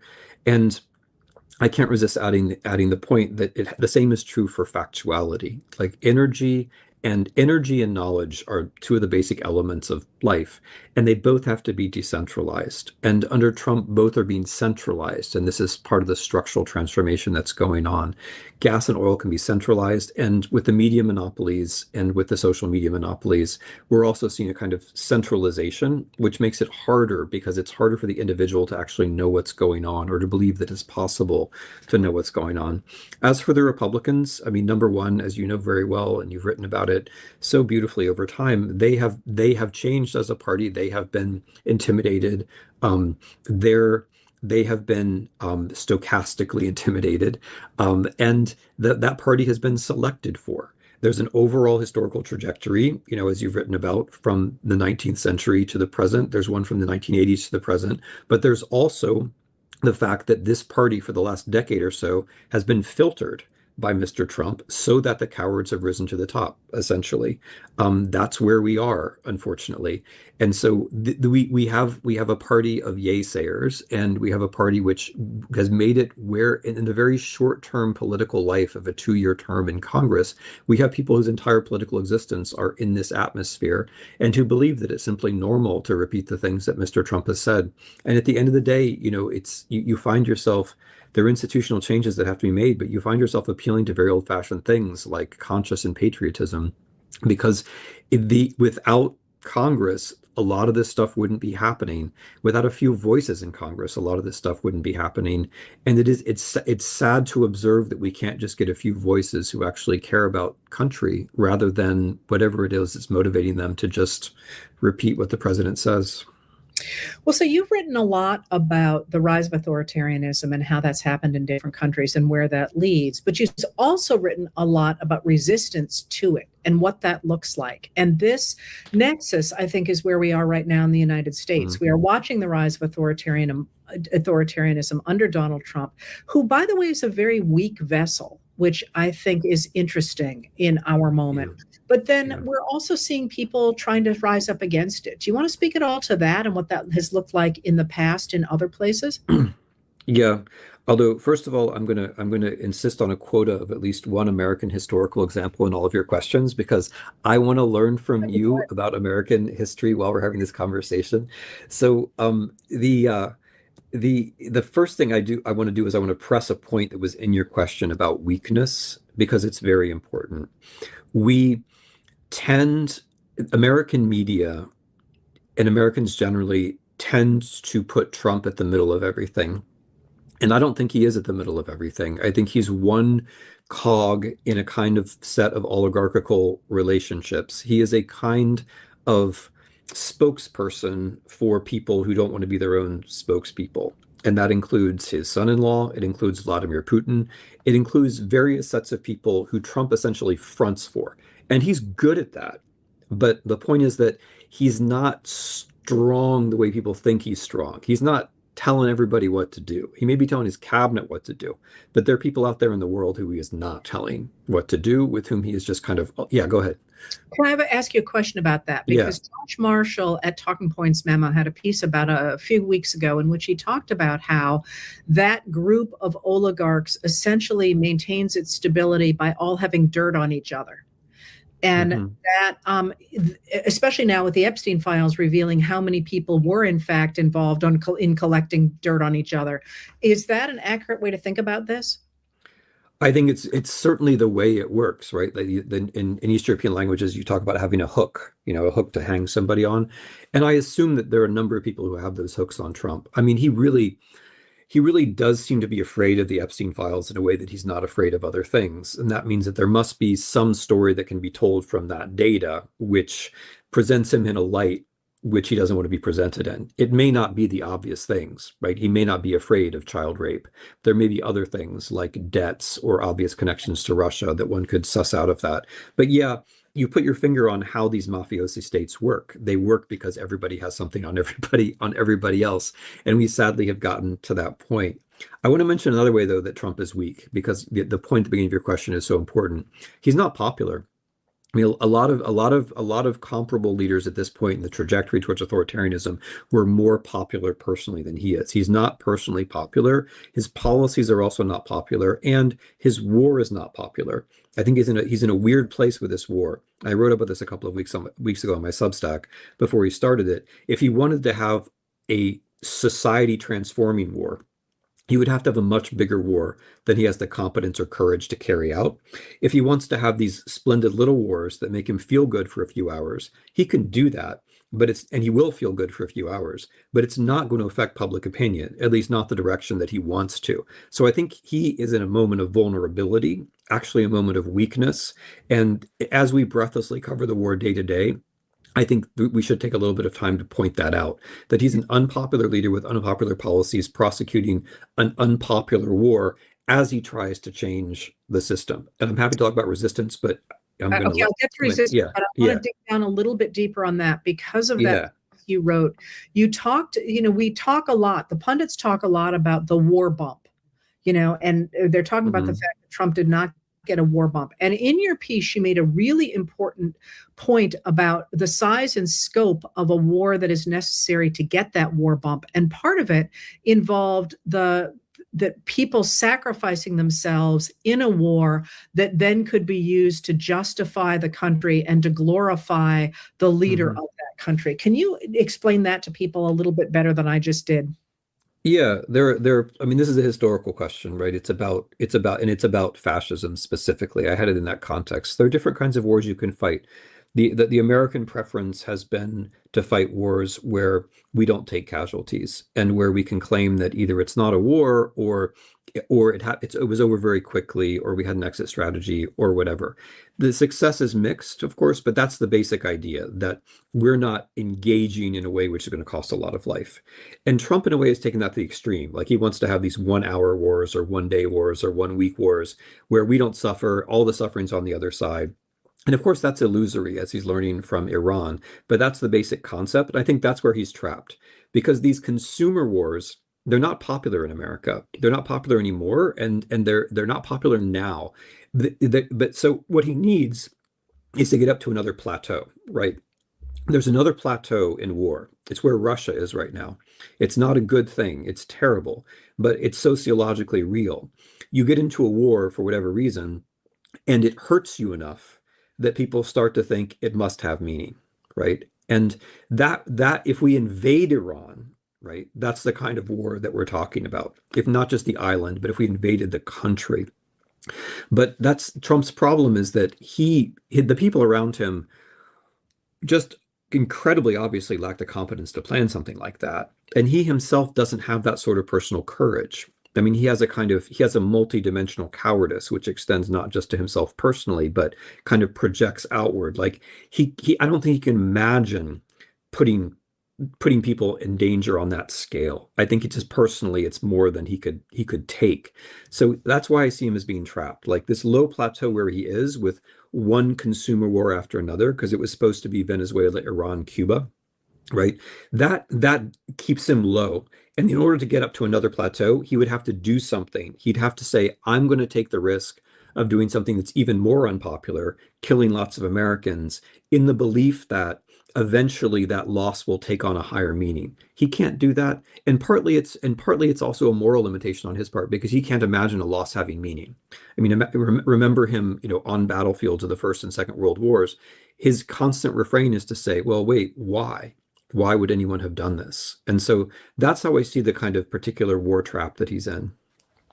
And I'll give you your American parallel to that, and that's the Confederacy and the U.S. Civil War.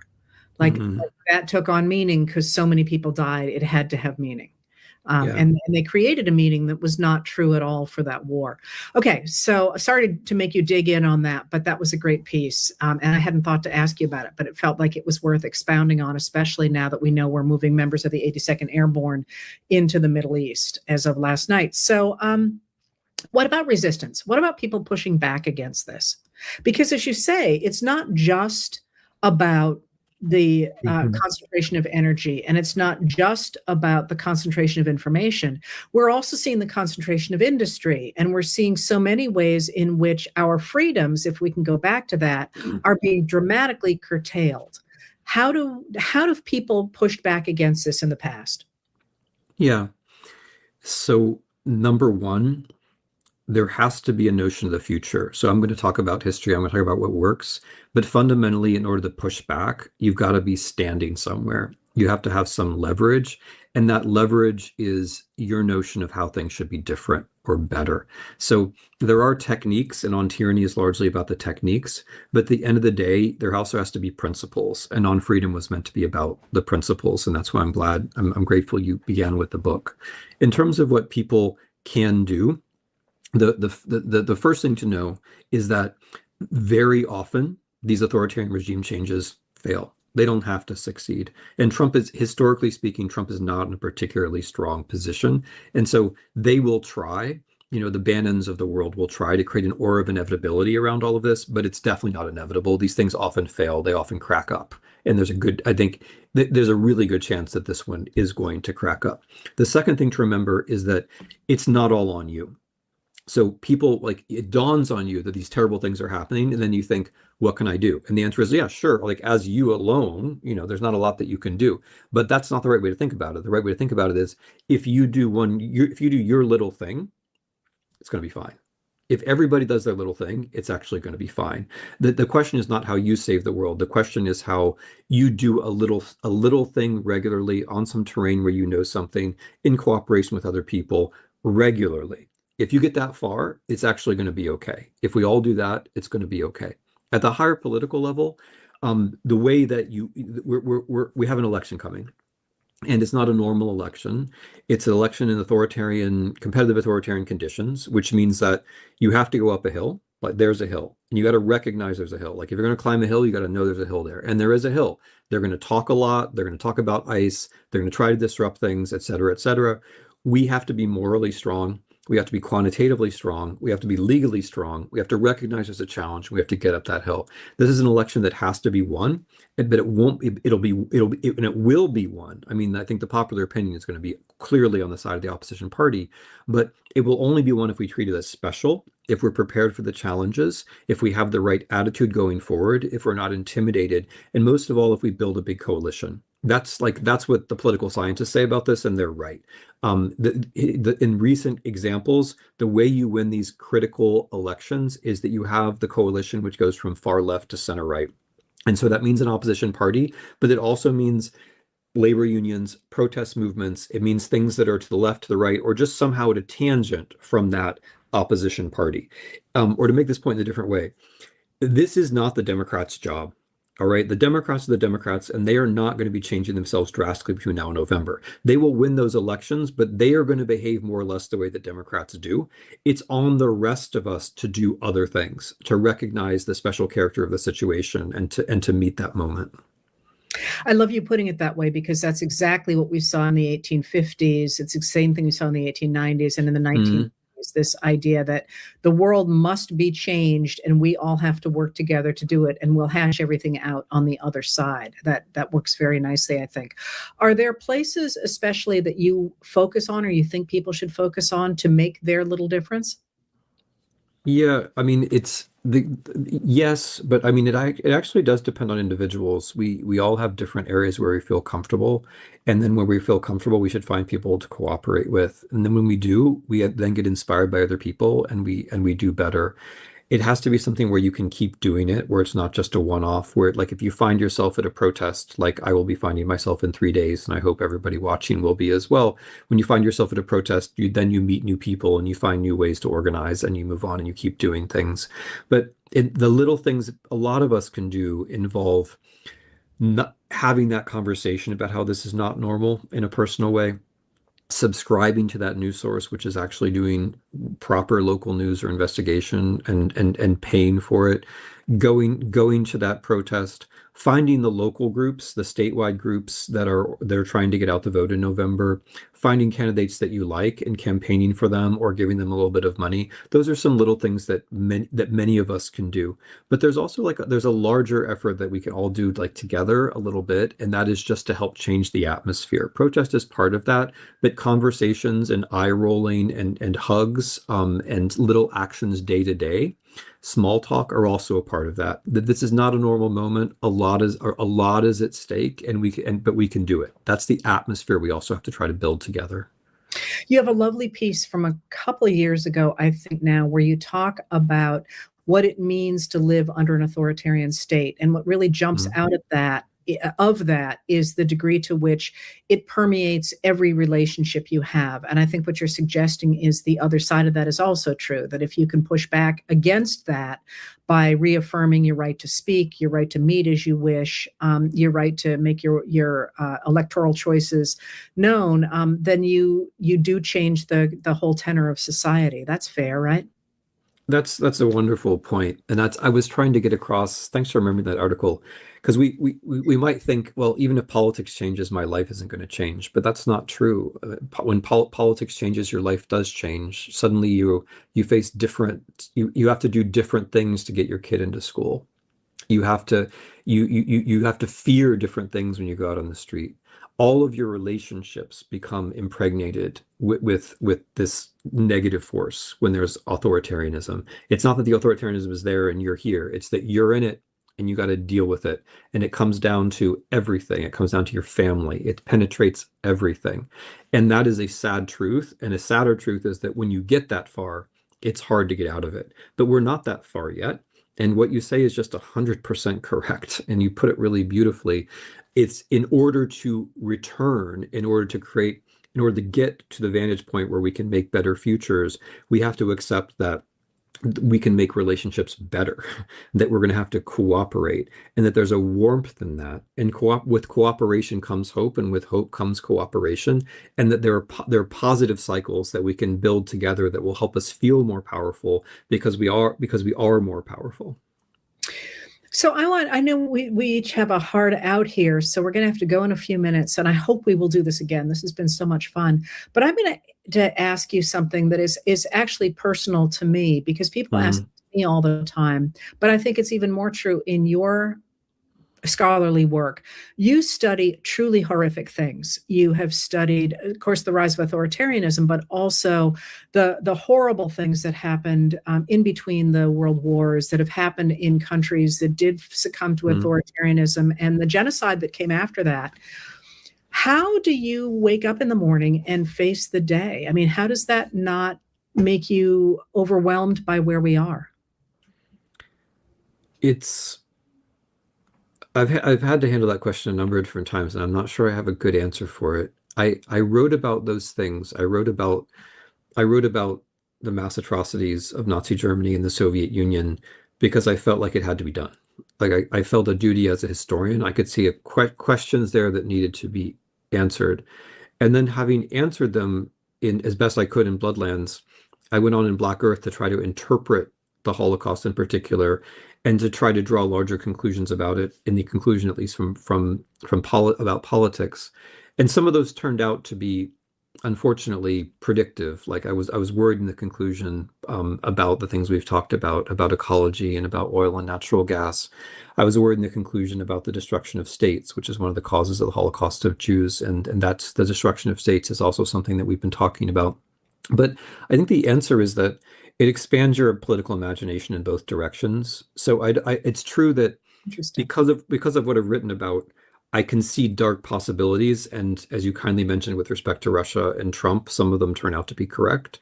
But it's also true that I see brighter possibilities. Like I see how things can stretch in both directions. And you also see, and I would guess you share this as a historian, you also see that there are conjunctures, there are moments where individual action matters a lot and where moral action matters a lot.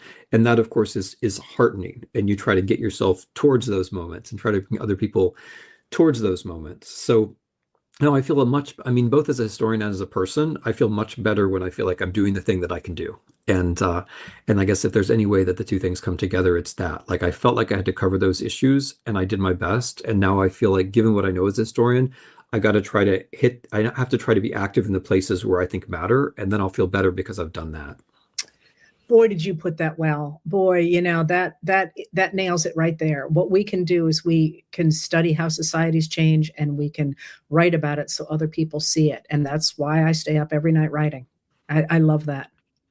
I'm so glad we could spend this time, and I want to do another conversation, and it's going to be more. It's going to be more like an interview where I ask you questions, if that's okay, because this was mostly like you asking me questions. I want to do one where I ask you questions. Yeah, that works fine, and I would love to do another one of these. And as I warned you ahead of time, even when I'm supposed to be being the person interviewed, I just love people do. I love your work, and I've read your work, so it's just nice finally to get a chance to talk about it. And to cover some more stuff. I mean, one of the other things that we didn't throw in here and people are asking about is Israel. And I know we don't have time to do that now, but let's get our people to put this on a conversation again in a hurry, and we'll do it. I'll be very happy to do that. Yeah. Okay. Thanks, Tim. It's always a pleasure. And thank you, everybody, for being here. Thanks, everybody. Thank you, Heather. I know Canva could be overwhelming, but with the Canva Master Course, we will guide you through every step of the way and show you a complete overview of what the tool can do.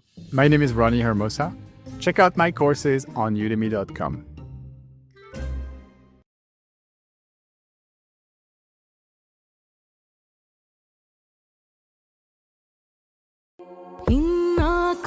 About me, I aim straight for my dreams.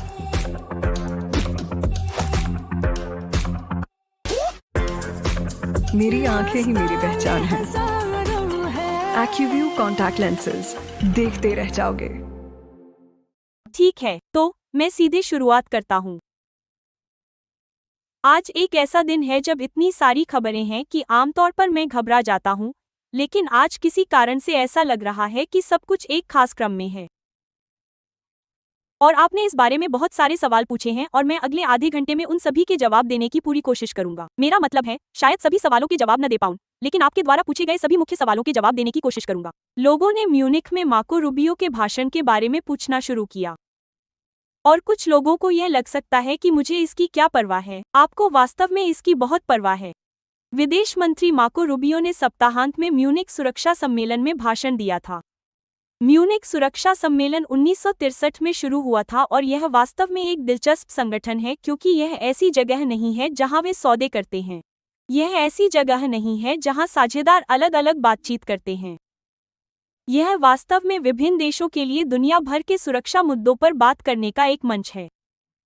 समझौते करने के लिए नहीं बल्कि चीजों को सुझाने के लिए. तो यह एक ऐसी जगह है जहां बहुत सारे संकेत दिए जाते हैं.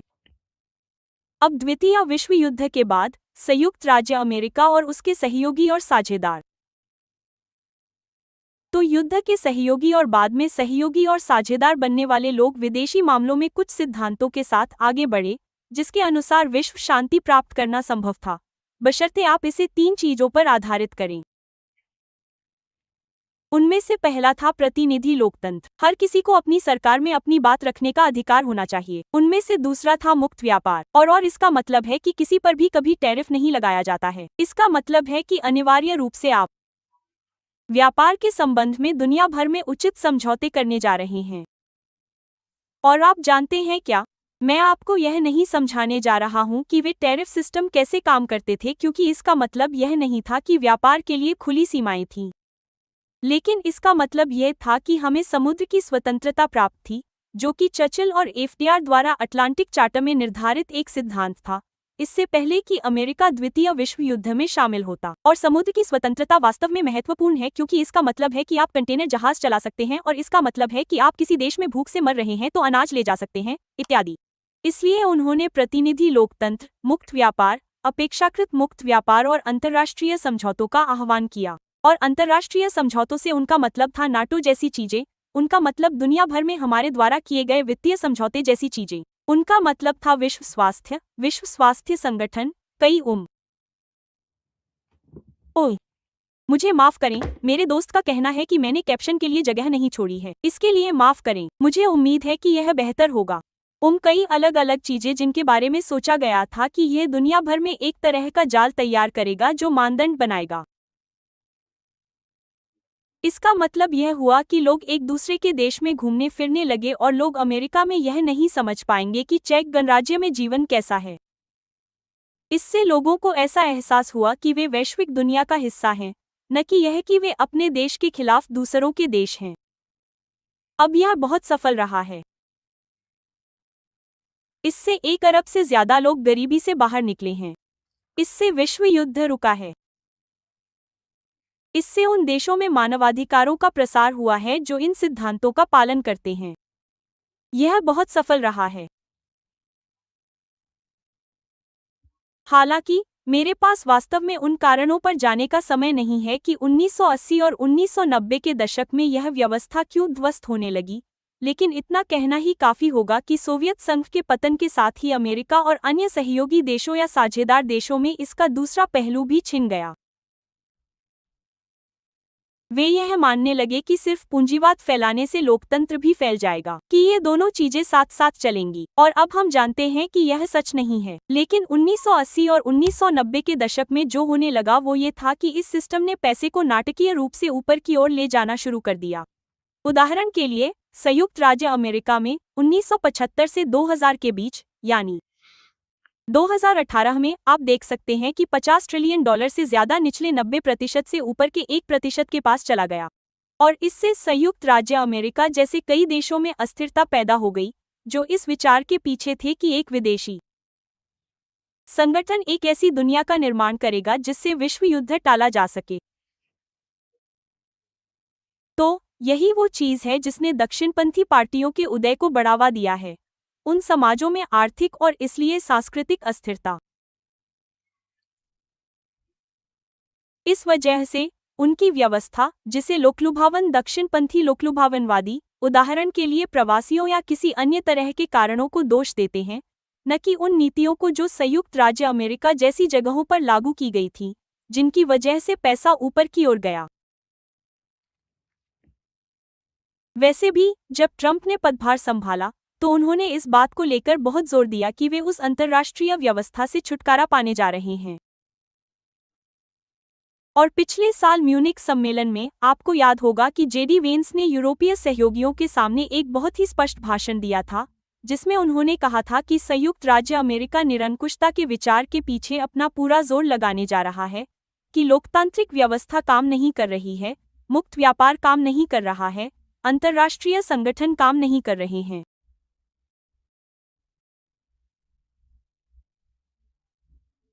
और हम इन सभी चीजों से दूर होने जा रहे हैं, और इसके बजाय हम विक्टर ऑर्बन के हंगरी या व्लादिमीर पुतिन के रूस जैसे देशों के साथ गठबंधन करने जा रहे हैं, जहां वे वास्तव में राष्ट्रवाद में दृढ़ विश्वास रखते हैं, जो रंगीन और अश्वेत लोगों को बाहर रखता है, और जो नस्ल, लिंग, नस्ल और वर्ग के साथ साथ ईसाई पदानुक्रम को भी मजबूत करता है।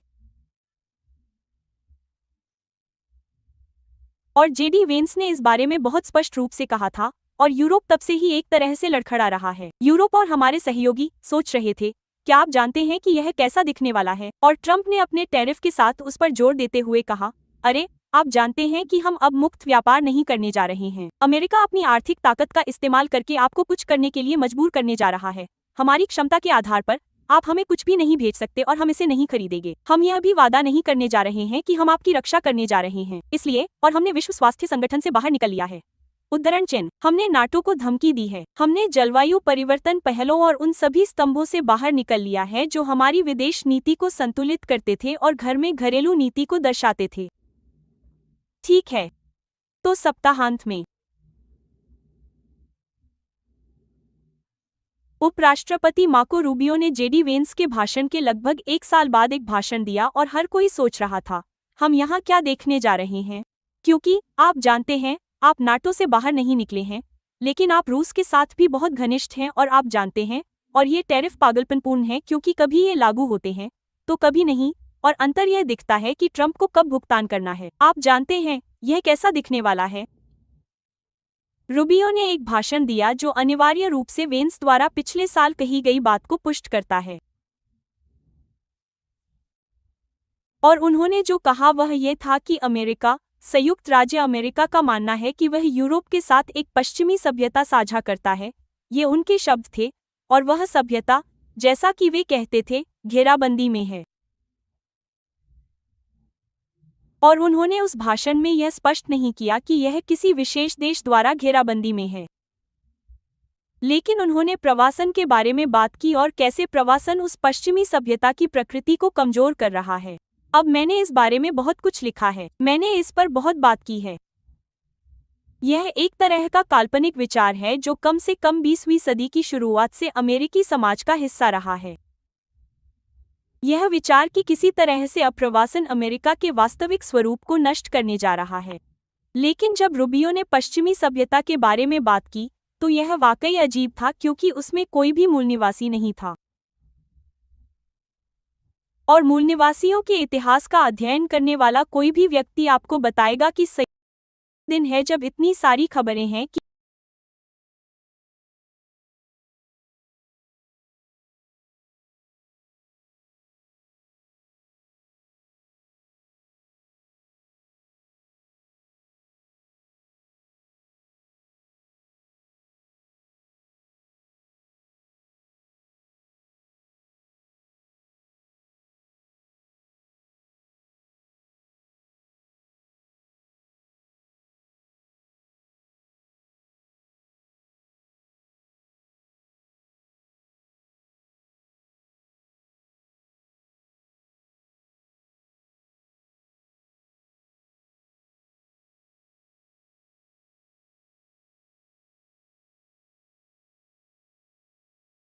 कि आमतौर पर मैं घबरा जाता हूं, लेकिन आज किसी कारण से ऐसा लग रहा है कि सब कुछ एक खास क्रम में है।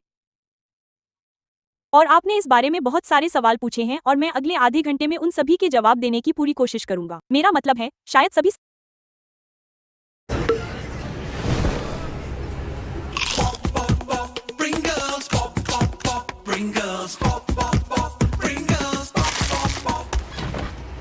Pringles, bro. Comes in a can, bro. Pringles. Once you pop, the fun don't stop. As we grow older, we start hearing many things about age. Age is just a number, age gracefully, age well, age this, age that. But I say, Am I saved?